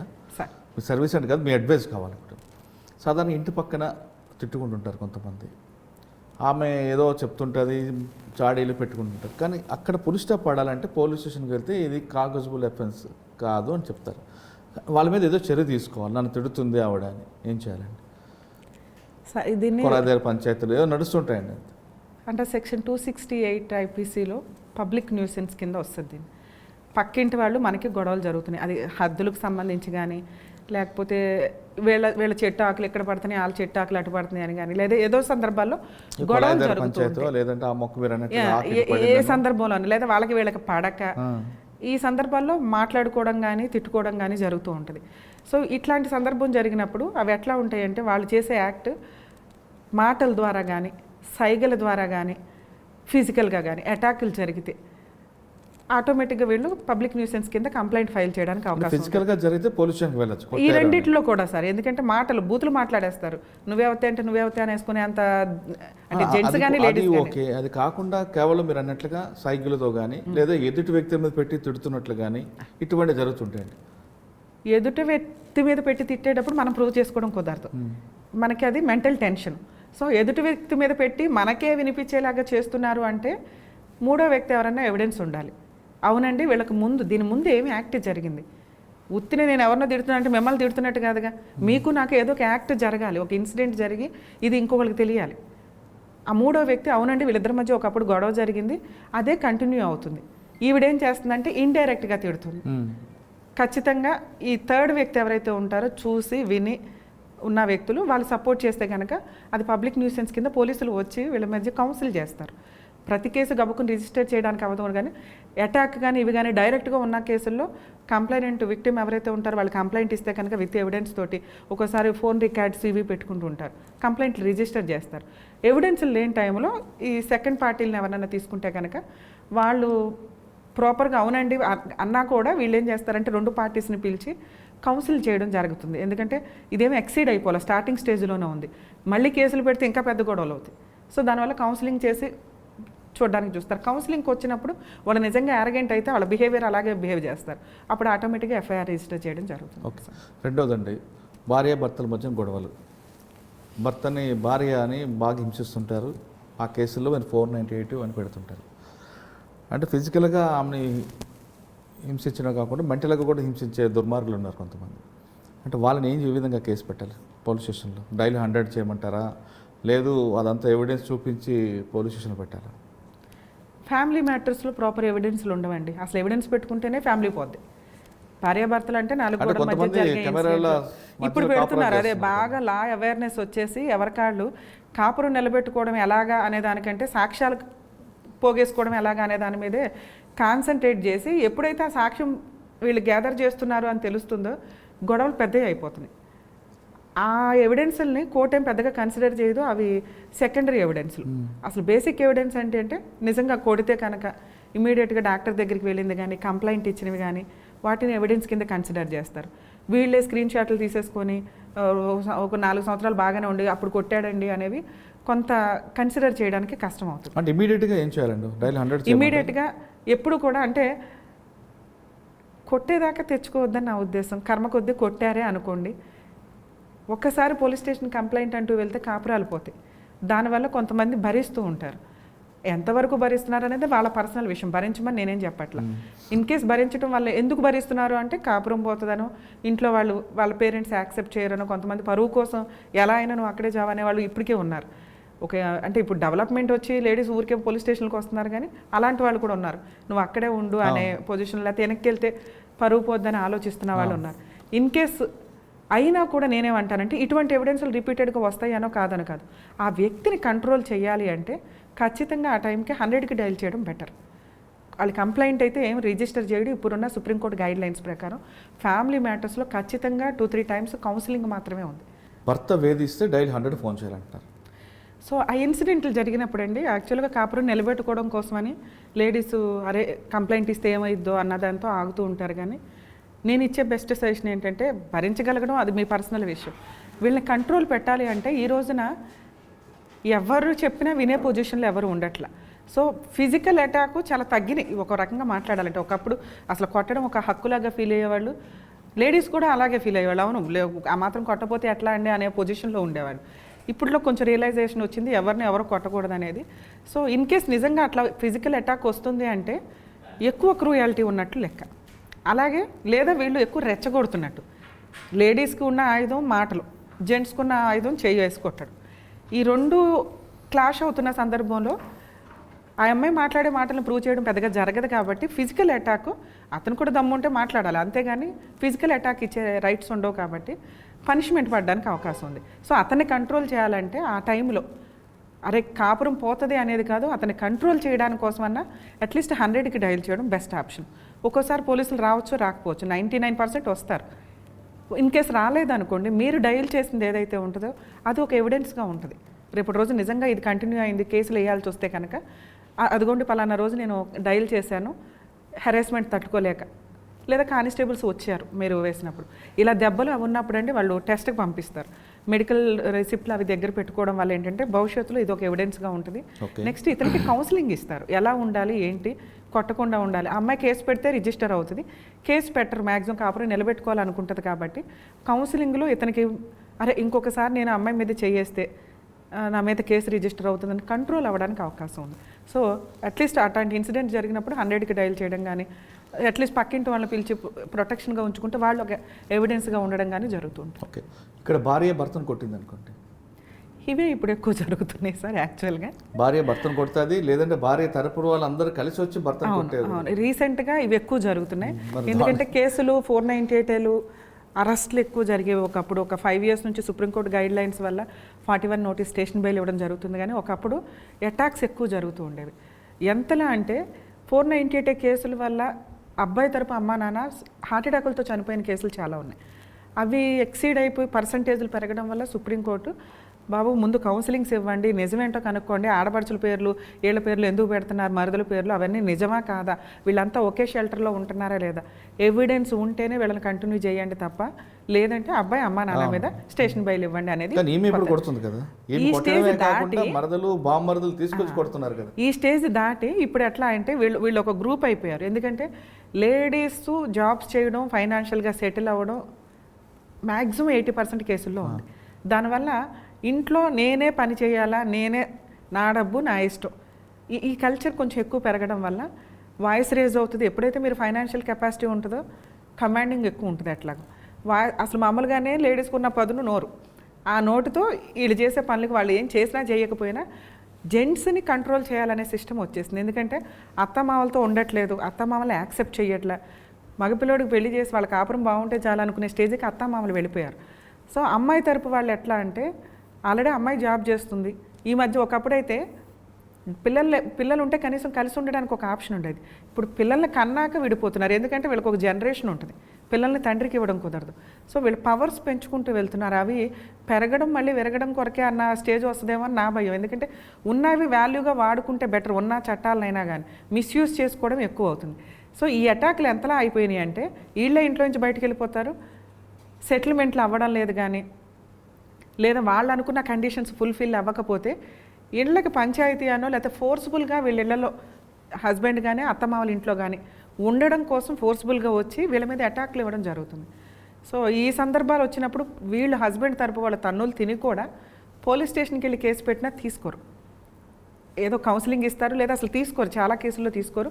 మరీ సివియర్ దెబ్బలు ఉంటే తప్ప, ఇన్ కేసు వాళ్ళు తీసుకోకపోతే వీళ్ళు అడ్వకేట్ ద్వారా వెళ్ళి రూల్ మాట్లాడితే తప్ప జెంట్స్ తరపున కేసులు తీసుకోరు ఎక్కువగా. సో ఈ పొజిషన్ వచ్చినప్పుడు వాళ్ళు ప్రైవేట్ కంప్లైంట్ వేసుకోవాలి. ప్రైవేట్ కంప్లైంట్ ఫైల్ చేస్తే కనుక ఈవిడ 498 వేసినప్పుడు కానీ, డొమెస్టిక్ వైలెన్స్ కేసులు వేసినప్పుడు కానీ ఇదొక కేసు అమ్మాయి క్రూయల్లో అని ప్రూవ్ చేయడానికి ఈ కేసు ఉపయోగపడుతుంది. కరెక్టే మేడం. కానీ ఎవిడెన్స్ ఏంటి? ఇప్పుడు భార్య, బామ్మర్దులు, మరదళ్ళు, అత్త, మామ వచ్చి నన్ను కొట్టారని నాకు నేనుగా నేను చెప్పుకోలేదు. చెప్పాలి. చెప్పకపోతే ఇంకెవరో చెప్పలేదు. రైట్, చెప్పాను అనుకోండి. చెప్తే పోలీసులు అడుగుతారు ఎవిడెన్స్ ఏంటి. వీళ్ళేమంటారు, లేదు మేమేం కొట్టలేదండి, మేము మాట్లాడడానికి వెళ్తే ఆయనే మా మీద తిరిగి దాడి చేశాడని చెప్తారు. సార్ ఇందాక ఒక కేసులో మీకు ఇందాక నేను చెప్తున్నదే అది, కొట్టినా కేసు తీసుకోరండి అని. కొట్టినా కేసు తీసుకోరు. కానీ ఒక కేసులో భర్త వేలిని తలుపుల మధ్యన పెట్టి నలుపుతుంది ఆమె. దాంతో ఆయనకి ఈ చేతులన్నీ డ్యామేజ్ అయ్యి, ఫ్రాక్చర్ అయ్యి, డ్యామేజ్కి హాస్పిటల్కి వెళ్ళాడు, కట్టుకున్నాడు. కానీ బయటకు వచ్చి ఏం చెప్తాడంటే భార్య చేతిలో తనులు తిన్నానని చెప్పుకోలేక నేను కింద పడ్డాను అని చెప్పుకుంటున్నాడు.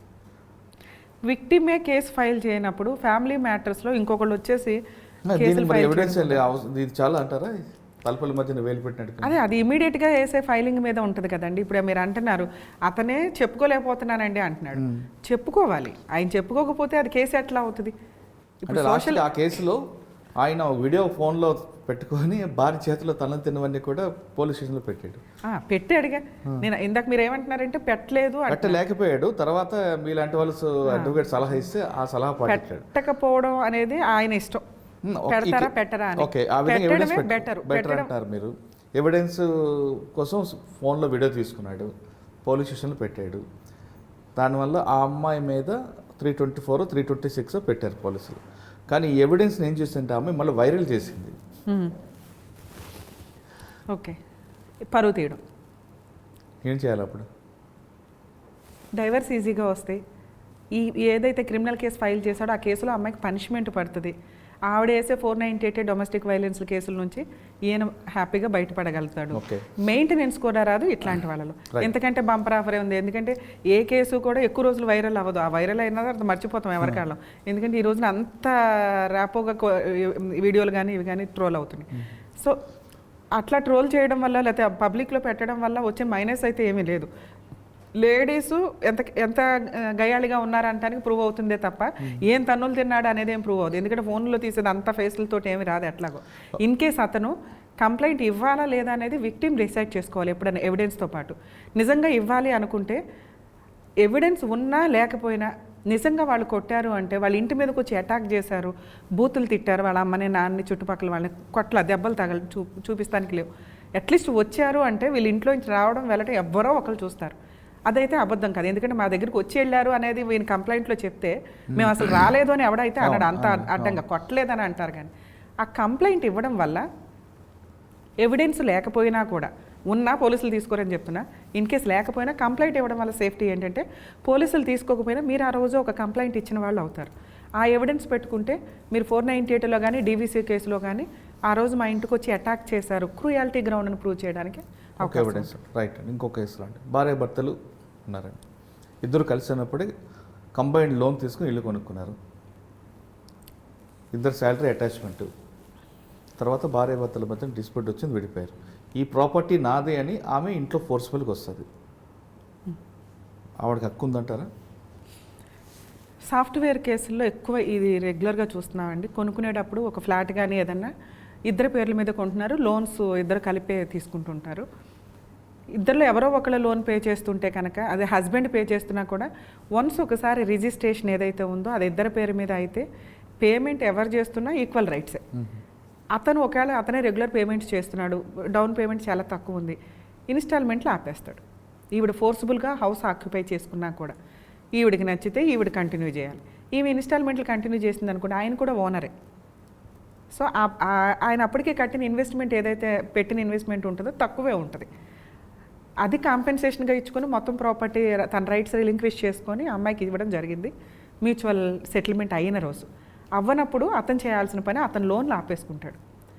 లోన్ ఆపుకున్నప్పుడు ఈవిడ ఆక్యుపై చేసుకున్నా కూడా, అసలు ఆ హౌస్ పూర్తిగా అయిందే అయినా కూడా భర్త ఇంట్లో ఉండే రైట్స్ ఉంటాయి. ఫోర్స్ఫుల్గా ఆవిడ ఆ హౌస్లోకి వచ్చి ఉంటుంది. ఈయన ఉంటే ఆయన వెకేట్ చేసి బయటికి వెళ్తాడు, లేదా ఇంకో రూమ్లో ఉండాలి. ఇంకో రూమ్లోనే ఉన్నాడు అనుకోండి, ఈవిడికి నచ్చితే ఓకే, నచ్చకపోతే 2 రోజులకు ఒకసారి వచ్చి మర్డర్ అటెంప్ట్ చేస్తున్నాడు, కొడుతున్నాడు, తిడుతున్నాడు అంటూ న్యూసెన్స్ చేస్తుంది. గొడవలు ఉన్న కేసుల్లో జెంట్స్ ఒకవేళ వాళ్ళదే ఓన్ హౌస్ అయినా కూడా బయటికి వెళ్ళిపోవడం బెటరు, వెళ్ళిపోతారు కూడా.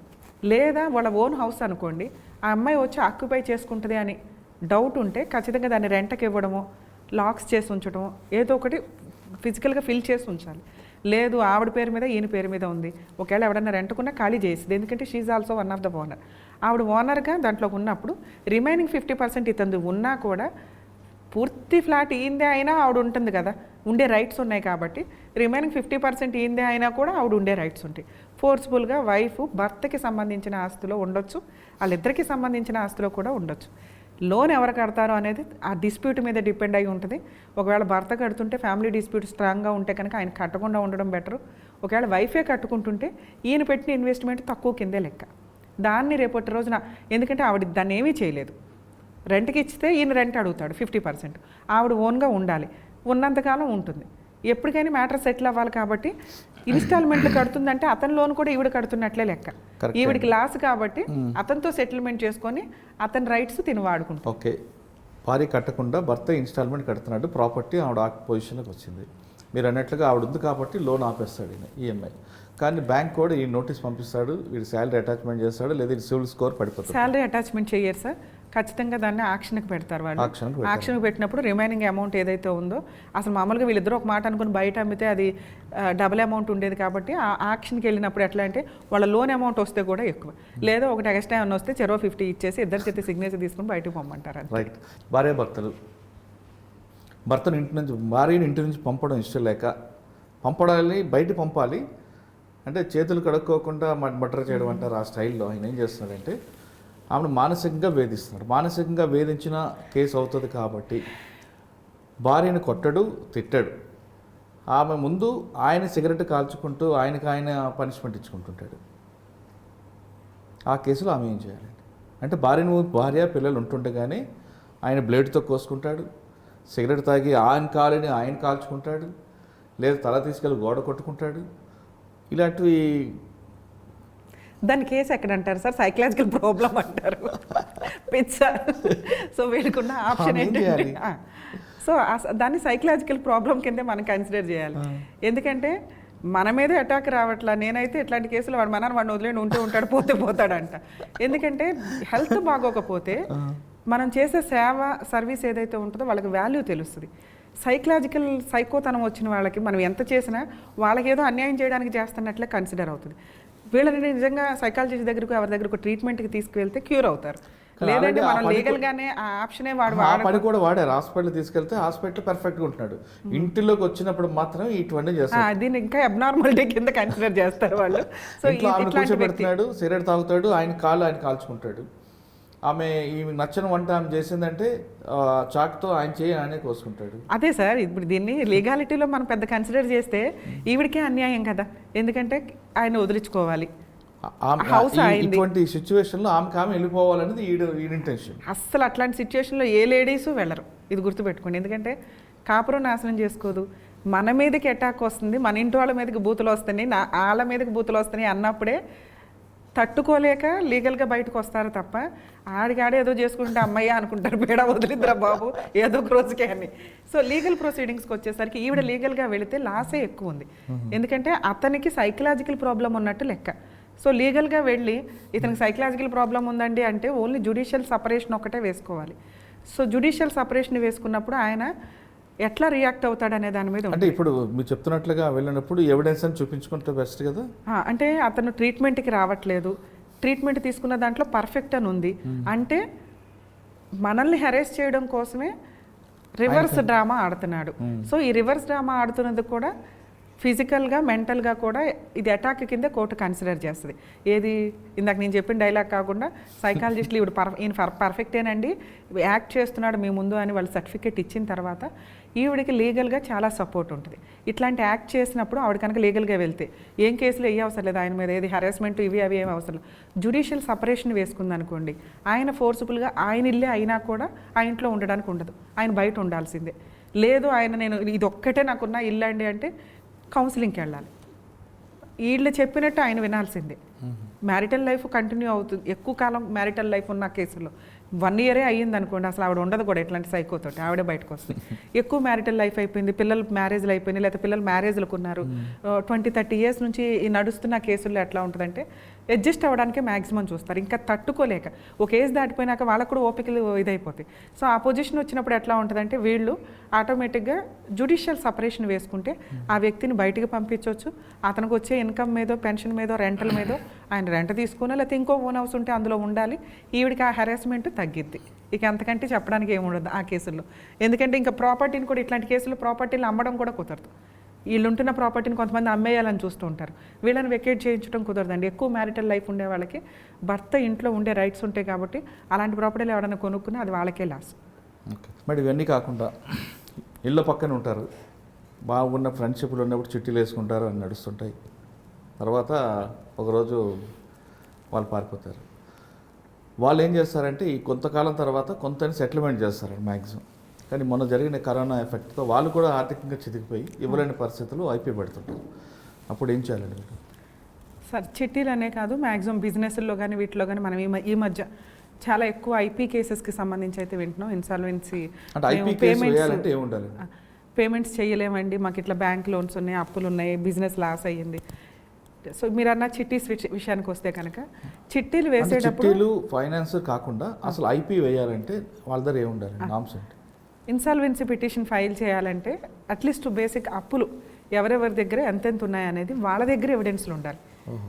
ఇప్పుడు మీకు నాకు మధ్య ఒక ట్రాన్సాక్షన్ నడిచింది, ఎవిడెన్స్ ఉంది మీ దగ్గర. అసలు ఎవిడెన్స్ లేకుండా నేను ఐపీ వేసాను అనుకోండి, మనం ఎవిడెన్స్ ఇచ్చిన వాళ్ళం అవుతాం. సో అవతల వ్యక్తులకి ఎవరి దగ్గరైనా మనం అప్పు తీసుకున్నా ఏదైనా ట్రాన్సాక్షన్ జరిగినప్పుడు ట్రాన్సాక్షన్ ఉండాలి, వాళ్ళకి మనం ప్రామిసరీ నోట్లో చెక్కులో ఇవ్వాలి. ఇచ్చి ఉంటే కనుక వాళ్ళు మన మీద కేసులు వేస్తారు. అసలు ఏమీ లేనప్పుడు మీరు సైలెంట్గా ఉంటాం, 2 రోజులు తిట్లు తింటాం, లేకపోతే అక్కడ నుంచి జెండా ఎత్తి ఇంకో చోటకి వెళ్ళిపోవడం బెటర్. ఎవిడెన్సే లేనప్పుడు మనం ఎవిడెన్స్ ఇవ్వడం దండగా. మీరు మంచోళ్ళు కట్టాలనుకుంటున్నారు, పొజిషన్స్ వల్ల ఈరోజున్న సిచ్యుయేషన్స్ వల్ల లాస్ వల్ల కట్టలేకపోతున్నారంటే భవిష్యత్తులో ఎప్పుడైనా కానీ మీరు కట్టవచ్చు. మరి ఐపీఎస్ఎస్సి వాళ్ళకి ఎవిడెన్స్లు ఇవ్వడం కంటే ఇదే ఆప్షన్. మ్యాక్సిమం ఈ రోజున అప్పులు ఇచ్చేవాళ్ళు ఎవరైనా కానీ ఖచ్చితంగా వాళ్ళు ప్రామిసరీ నోట్లో చెక్లో ఏవో ఒకటి తీసుకుంటున్నారు. ఆ తీసుకునేవి కూడా ఎట్లా అంటే 2, 3, 4, 5 అట్లా తీసుకుంటారు, ఎక్కువ అమౌంట్స్కి. లేకపోతే బ్లాంక్స్ తీసుకుంటారు. అవి బ్లాంక్వి ఫిల్ చేసి ఉన్నాయే కోర్టులోకి వెలుస్తాయని తెలిసినా కూడా ప్రొసీడింగ్స్ ఎట్లా ఉంటాయంటే కోర్టులో ఫైట్ చేయాలి. మనం ఫైట్ చేయకపోతే ఎక్స్పార్టీ ఆర్డర్స్ వస్తాయి. కాబట్టి ఆ ఫైటింగ్కే చాలా లాస్ అవుతూ ఉంటుంది. సో వాళ్ళ దగ్గర ప్రామిసరీ నోట్లు చెక్కులు ఉన్నాయి, ఇంతమంది ఉన్నారు, ఇంత అప్పు ఉంది, సో ఇవి నేను కట్టలేని పొజిషన్ అని అనిపించినప్పుడు వాళ్ళు చేయాల్సిన పని వీళ్ళందరినీ రెస్పాండెంట్స్ కింద పార్టీషన్ చేసి అడ్వకేట్ ద్వారా నోటీసులు కూడా ఇవ్వాల్సిన అవసరం లేదంటే మళ్ళీ నోటీసులు ఇవ్వడం దండగా ఈ కేసుల్లో డైరెక్ట్గా ఐపీ పిటిషన్ ఫైల్ చేసుకోవచ్చు. ఫైల్ చేయాలంటే వీళ్ళకున్న క్వాలిఫికేషన్స్ ఏంటంటే ఒక 10 లక్షల అప్పు ఉంది, 10 లక్షలకి ఐపీ వేయాలనుకుంటున్నారు, 2 దగ్గర 3 దగ్గర తీసుకున్నారు. వీళ్ళకి బ్యాక్గ్రౌండ్లో ఫైనాన్షియల్గా ఏమీ ఉండకూడదు, అంటే ఆస్తులు కానీ. ఐపీ వేసేసరికి నా దగ్గర ఈ స్పూన్ ఉంది, ఈ గరిట ఉంది, ఈ షర్ట్ ఉంది అనేది చెప్పుకోవాలి కోర్టుకి. అంతకుమించి నా దగ్గర కుటుంబ సభ్యుల పేరు ట్రాన్స్ఫర్ చేస్తారనుకోండి. ఈ ప్రొసీడింగ్స్ ఎట్లా ఉంటాయంటే వాళ్ళ పేరు మీద ఎటువంటి ఆస్తులు ఉండకూడదు, వాళ్ళకు వచ్చే ఇన్కమ్ లేదు అని ప్రూవ్ చేయాలి. శాలరీస్ వస్తున్నాయి అనుకోండి, ఆ శాలరీ ఎంతో అంతే చెప్పుకోవాలి కోర్టుకి. ఈలోపు కొంతమంది ఏం చేస్తారంటే తెలివితేటలు, అంటే చీటర్స్ వేరు, రియల్గా ఐపీ వాళ్ళు వేరు. రియల్ ఐపీ వాళ్ళ గురించి ఫస్ట్ మనం మాట్లాడుకుంటే, వాళ్ళ దగ్గర పాపం బ్యాక్గ్రౌండ్లో ఏముండో, నిజంగా వాళ్ళ వైఫ్ పేరు మీద, పిల్లల పేరు మీద, వాళ్ళ అమ్మా నాన్న దగ్గర ఉన్నాయి కూడా కొన్ని సందర్భాల్లో క్లియర్ చేయడానికే చూస్తారు. అయినా చాలని పరిస్థితి ఉంటే, ఎవరైతే అప్పులు ఇచ్చిన వాళ్ళు ర్యాష్గా ఉన్నారు, ఇళ్ల మీదకి వచ్చి బూతులు మాట్లాడుతున్నారు, ఇక సూసైడ్ చేసుకోవడం తప్ప వేరే ఆప్షన్ లేదు అన్న సందర్భం ఉన్నప్పుడు, వీళ్ళ దగ్గర ఏ ప్రాపర్టీస్ అయితే మిగిలినయో, నా దగ్గర ఇదిగోండి రూపాయి ఉంది, నా దగ్గర అప్పులు ఈ 5 రూపీస్ ఉన్నాయి ఇది అన్నప్పుడు కోర్టు ఏం చేస్తుందంటే, ఈ 5గురికి ఎంతమంది అయితే, వీళ్ళు 20 మందిని పెట్టారు రెస్పాండెంట్స్ని, 20 మంది దగ్గర ఇదిగోండి ఈ 10 లక్షలు నేను పే చేయాలి, నా దగ్గర ఉంది 2 లక్షల ప్రాపర్టీయే అని అన్నప్పుడు, ఈ 2 lakhs ప్రాపర్టీని రూల్ ప్రకారం వీళ్ళు పంచేయడానికి చూస్తారు. అయినా క్లోజ్ అవ్వదు అనుకోండి. ఇలా పంచటం కంటే కూడా, పంచితే ఒకరికే క్లియర్ చేయగలరు, మిగతా వాళ్ళందరూ ఊరుకోరు కదా. సో అట్లా ఉన్నప్పుడు వీళ్ళు ఏం చేయాలంటే, వీళ్ళకున్న ₹1 ₹2 కోర్టుకి సబ్మిట్ చేయాలి. మా దగ్గర ఈ వెహికల్ ఉంది, ఈ 2 lakhs ప్రాపర్టీ ఉంది, ఇది అని ఎగ్జాంపుల్ చెప్పి, అప్పుడు కోర్టు ఏం చేస్తుందంటే, వీళ్ళ అమౌంట్ని బట్టి వీళ్ళకి 5 బేస్లో వస్తుందా 10 బేస్లో వస్తుందా, ఆ అమౌంట్ని క్లియర్ చేసి మిగతాది ఐపీ కింద కన్వర్ట్ చేయడం జరుగుతుంది.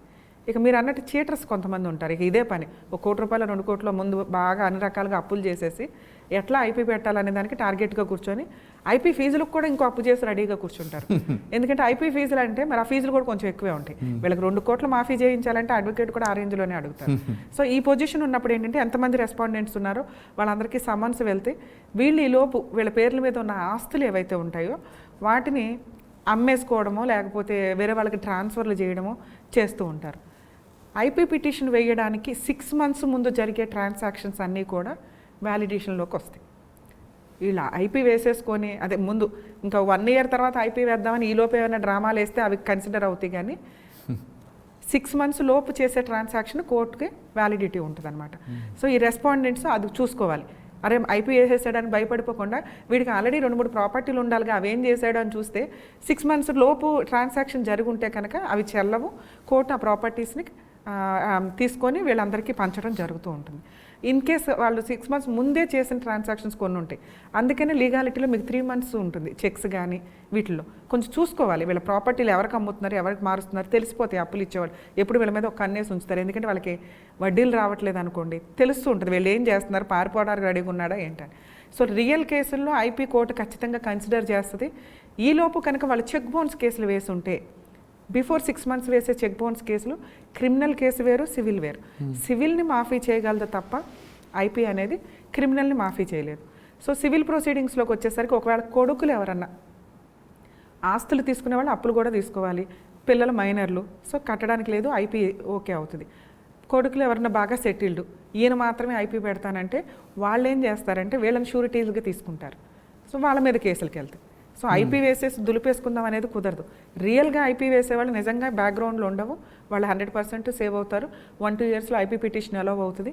ఇక ఆ ఏరియాలో ఉండలేక వేరే ఏరియాలోకి వెళ్ళిపోతారు. ఇక చీటర్స్ వేసే ఐపీలకి ఏంటంటే, వాళ్ళ బ్యాక్గ్రౌండ్ ఎట్లా ఉంది ఏంటి అని. వాడు చీటర్ అయితే కనుక రెస్పాండెంట్స్ ఎవరు ఊరుకోరు. ఆటోమేటిక్గా వీళ్ళ లీగల్ హెయిర్స్ ఏంటి, వాళ్ళ పొజిషన్స్ ఏంటి, అంతకుముందు ఇప్పుడు ప్రాపర్టీస్ ఎప్పుడు కొన్నాడు, లేకపోతే ఎవరి పేరు మీద కొంటున్నారు, ఇవన్నీ కూడా కౌంటింగ్లోకి తీసుకొని వాళ్ళు ఫైట్ చేస్తే కనుక ఐపీ పిటిషన్ డిస్మిస్ అవుతుంది. ఈలోపు వాళ్ళు కనుక ముందే క్రిమినల్ కేసులు, చెక్ బౌన్స్ కేసులు వేసుకొని ఉంటే, అంటే వీళ్ళు ఇప్పుడు చెక్ బౌన్స్ కేసు వేశాడు, ఆడ ఒక 8 months తర్వాత అవతల వ్యక్తి ఐపీ వేశాడు అనుకోండి, ఈ చెక్ బౌన్స్ కేసు రన్నింగ్లో ఉంటుంది. క్రిమినల్ లైబిలిటీస్ నుంచి తప్పించుకోలేరు, సివిల్ లైబిలిటీస్ నుంచి తప్పించుకోగలరు, అంటే పేమెంట్ చేయకుండా ఆగలరు. ఓకే, ఇప్పుడు పక్క ఇల్లు వాళ్ళు ఉంటారు, వాళ్ళలో ఉన్న వదిన, అక్క, బావ అనుకున్న టైంలో చేయబదులు ఇచ్చుకోవడం, వాళ్ళ చిట్టీలు వేసుకుని చేస్తారు. కొంతకాలం తర్వాత వాళ్ళు ఇవ్వకపోవడం, పారిపోవడం అవుతుంది. అటువంటిప్పుడు ఏం చేయాలండి? ఇలాంటి కాగితాలు ఉండవు, చెక్కులు ఉండవు, ఏముండవు. సరే, ఈ విషయానికి వచ్చేసరికి వీళ్ళు పేమెంట్ చేసినప్పుడు ఏమన్నా అకౌంట్ ట్రాన్సాక్షన్స్ ఉంటే వాటికి 3 years వ్యాలిడిటీ. ఏమి లేదనుకుంటే క్యాషే ఇచ్చారు, నమ్మక ద్రోహం అంటారు వాటిని. మనం లీగల్గా వెళ్ళటానికి ఏమి ఉండదు.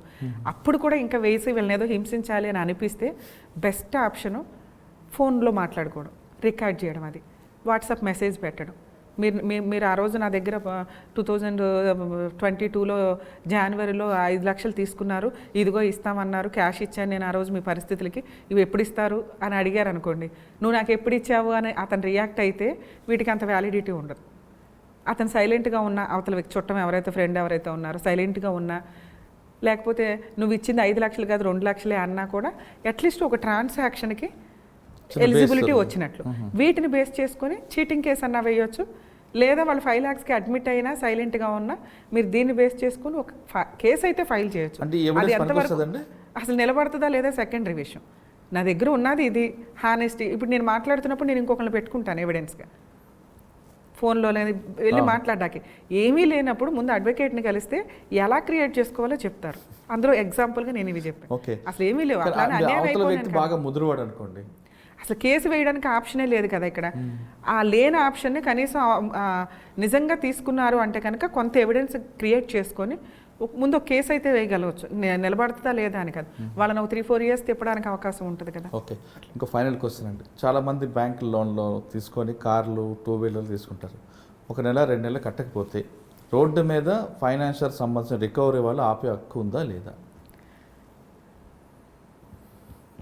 ఫైనాన్స్కి సంబంధించిన వాళ్ళు వెహికల్స్ తీసుకెళ్ళిపోయి సీజ్ చేసుకోవడానికి యాక్చువల్గా ఉంటుందండి. యాక్చువల్గా వాళ్ళు ఇచ్చేదే ఫైనాన్స్ వెహికల్కి సంబంధించి. సో లోన్ క్లియర్ చేయకపోతే రూల్ ప్రకారం వాళ్ళు నోటీస్ పంపించి కేసులు ఫైల్ చేసి ఆ లోను రికవరీ చేసుకోవడానికి చూడాలి. కానీ చాలామంది ఏం చేస్తారంటే ప్రైవేట్ ఫైనాన్షియల్ కాబట్టి అంత రూల్ ప్రకారం వెళ్ళడానికి వాళ్ళు ఏమి ఇది చేయరు. ఇప్పుడేదో కొత్త రూల్స్ రావడం వల్ల ఖచ్చితంగా మీరు రూల్ ప్రకారం వెళ్ళండి అంటున్నారు. కానీ ఒకప్పుడు రికవరీ ఏజెంట్లు ఉండేవాళ్ళు, ఇప్పుడు కూడా ఉంటారు. కానీ రికవరీ ఏజెంట్లు ఎట్లా అంటే ఒక స్టేజ్ దాటిపోయి ఉండేవాళ్ళు. ఒక మంచిగా చెప్పే ఒక రికవరీ ఏజెంట్ ఉంటుంది, వాళ్ళ మాట కూడా వీళ్ళు వినకపోతే నెక్స్ట్ స్టేజ్ వాళ్ళు కాస్త రౌడీ బ్యాచ్లు లాంటి వాళ్ళు వస్తారు. వాళ్ళకి ఏంటంటే ఆ రికవరీ చేసిన దాంట్లోనే కమిషన్ ఉంటుంది కాబట్టి. సో ఇట్లాంటి వెహికల్స్ రూల్ ప్రకారం వాళ్ళు తీసుకెళ్ళకపోయినా 100% తీసుకెళ్తారు. తీసుకెళ్ళడానికి లేదు అంటే ముందు డబ్బు కట్టాలి. చట్ట ప్రకారం అయితే తీసుకెళ్ళడానికి రైట్స్ ఉండవండి. ఇల్లీగాలిటీ ప్రకారం 100% తీసుకెళ్తారు. ఆ తర్వాత వీళ్ళు కోర్టుకు వెళ్ళి నేను లోన్ కట్టలేదు కాబట్టి బైక్ తీసుకుపోయారండి అని కేసు వేయడానికి ఉండదు. రోడ్డు మీద వస్తున్నప్పుడు బండి ఆపి సీజ్ చేసే అధికారం రికవరీకి ఉందా? రూల్ ప్రకారం ఉండదు, కానీ 100% అదే జరిగిద్ది అని చెప్తాను. కాను ఒకవేళ ఆపాడు, బండి సీజ్ చేశాడు, వెంటనే పోలీస్ స్టేషన్కి వెళ్ళి కంప్లైంట్ ఇవ్వచ్చా? ఇచ్చిన ఆ కేసు నిలబడదు సార్. అప్పుడు పోలీసులు కూడా ఏమంటారంటే నువ్వు లోన్ కట్టాలి కదా అయ్యా, కట్టుకో వెళ్ళి ఫస్ట్ ఇన్స్టాల్మెంట్ ఏదో కట్టాల్సింది ఉంది కదా, అది ఆపే హక్కు అదే వెహికల్ని సీజ్ చేసి తీసుకెళ్ళిపోయే హక్కు ఉండదు. కానీ 100% అవే జరుగుతాయి. ఇంత చిన్న పాయింట్ మీద అతను కోర్టుకి వెళ్ళిపోవడం అనేది లేదా పోలీసులకి వెళ్ళి కంప్లైంట్ ఇవ్వడం జరుగుతుంది. ఎందుకంటే తప్పు అతని వైపు ఉంది, అతను కట్టలేని పొజిషన్లో ఉన్నాడు. రిమైనింగ్ ఇన్స్టాల్మెంట్లు కడతానండి కానీ వాడు దౌర్జన్యం ఎక్కువ చేస్తుంటాడు, కుటుంబంతో వెళ్తుంటాడు, కుటుంబాన్ని రోడ్డు మీద దింపి వెహికల్స్ సార్. ఇంత అన్యాయం కోసం రెడీగా లా అయితే మన దగ్గర లేదు ప్రెసెంట్. ఇన్ని లక్షల మంది, ఇన్ని కోట్ల మందిలో ఉన్నలానే ఉన్నంతలో బెనిఫిట్గా వాడుకుంటున్నాం. అవి ఒకసారి కోర్టులో కేసులు ఫైల్ చేసినాక సంవత్సరాల తరబడి నడుస్తున్నాయి. ఇక ఇట్లాంటి వాటికి మనమే డబ్బులు కట్టకుండా మనమే పోలీస్ స్టేషన్కి వెళ్ళి వేస్తాము అంటే ఇక వేసుకోవచ్చు. ఊరికే సరదాగా కోర్టుల చుట్టూ తిరిగే క్యారెక్టర్స్ కొన్ని ఉంటాయి. ఇక అట్లాంటి వాళ్ళు వేసుకొని తిరగడమే. కాకపోతే ఆ కేసులో పోలీసులు కంప్లైంట్ తీసుకోకపోయారు కాబట్టి అతను ప్రైవేట్ కంప్లైంట్ కూడా వేసుకోవచ్చు. ఎందుకంటే చట్ట ప్రకారం సీజ్ చేసి పట్టుకెళ్ళే రైట్స్ లేవు. అప్పటిదాకా అయితే ఎంతో కొంత లోన్ కట్టాడు కదా, దాని మీద ఆఫ్ రైట్స్ ఇతనికి కూడా ఉంటాయి. సో ఇట్లా తీసుకెళ్ళి నన్ను ఇన్సల్ట్ చేశారు, నాకు ఇట్లా డ్యామేజ్ చేశారు అనే దాని మీద ఇతని రైట్స్ ఇతనికి ఉంటాయి. లోన్ కట్టలేదు కాబట్టి వాళ్ళు వేయాల్సిన చెక్ బౌన్స్కి వాళ్ళు ఆల్రెడీ కొన్ని తీసుకుంటారు మన దగ్గర. వాళ్ళు వేయాల్సిన వాళ్ళ హెరాస్మెంట్ ఇంకో రేంజ్లో ఉంటుంది. ఈయన పావలా వేస్తే వాళ్ళు రూపాయి వేస్తారు, 2 సరిపోతాయి అప్పుడు. సో మేడం ఫైనల్గా చెప్పండి, చాలామంది అమ్మాయిలు మీ ఫీల్డ్లో రావాలనుకున్న వాళ్ళకి మీరు ఇచ్చే మెసేజ్ ఏంటండి?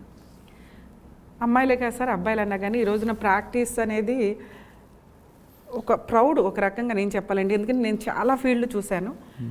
ఎవరినన్నా తప్పు చేసిన వాళ్ళని పాయింట్అవుట్ చేయగలిగే వాయిస్ ఉన్న ప్రొఫెషన్ ఏదన్నా ఉందంటే అది లీగల్ ప్రొఫెషన్.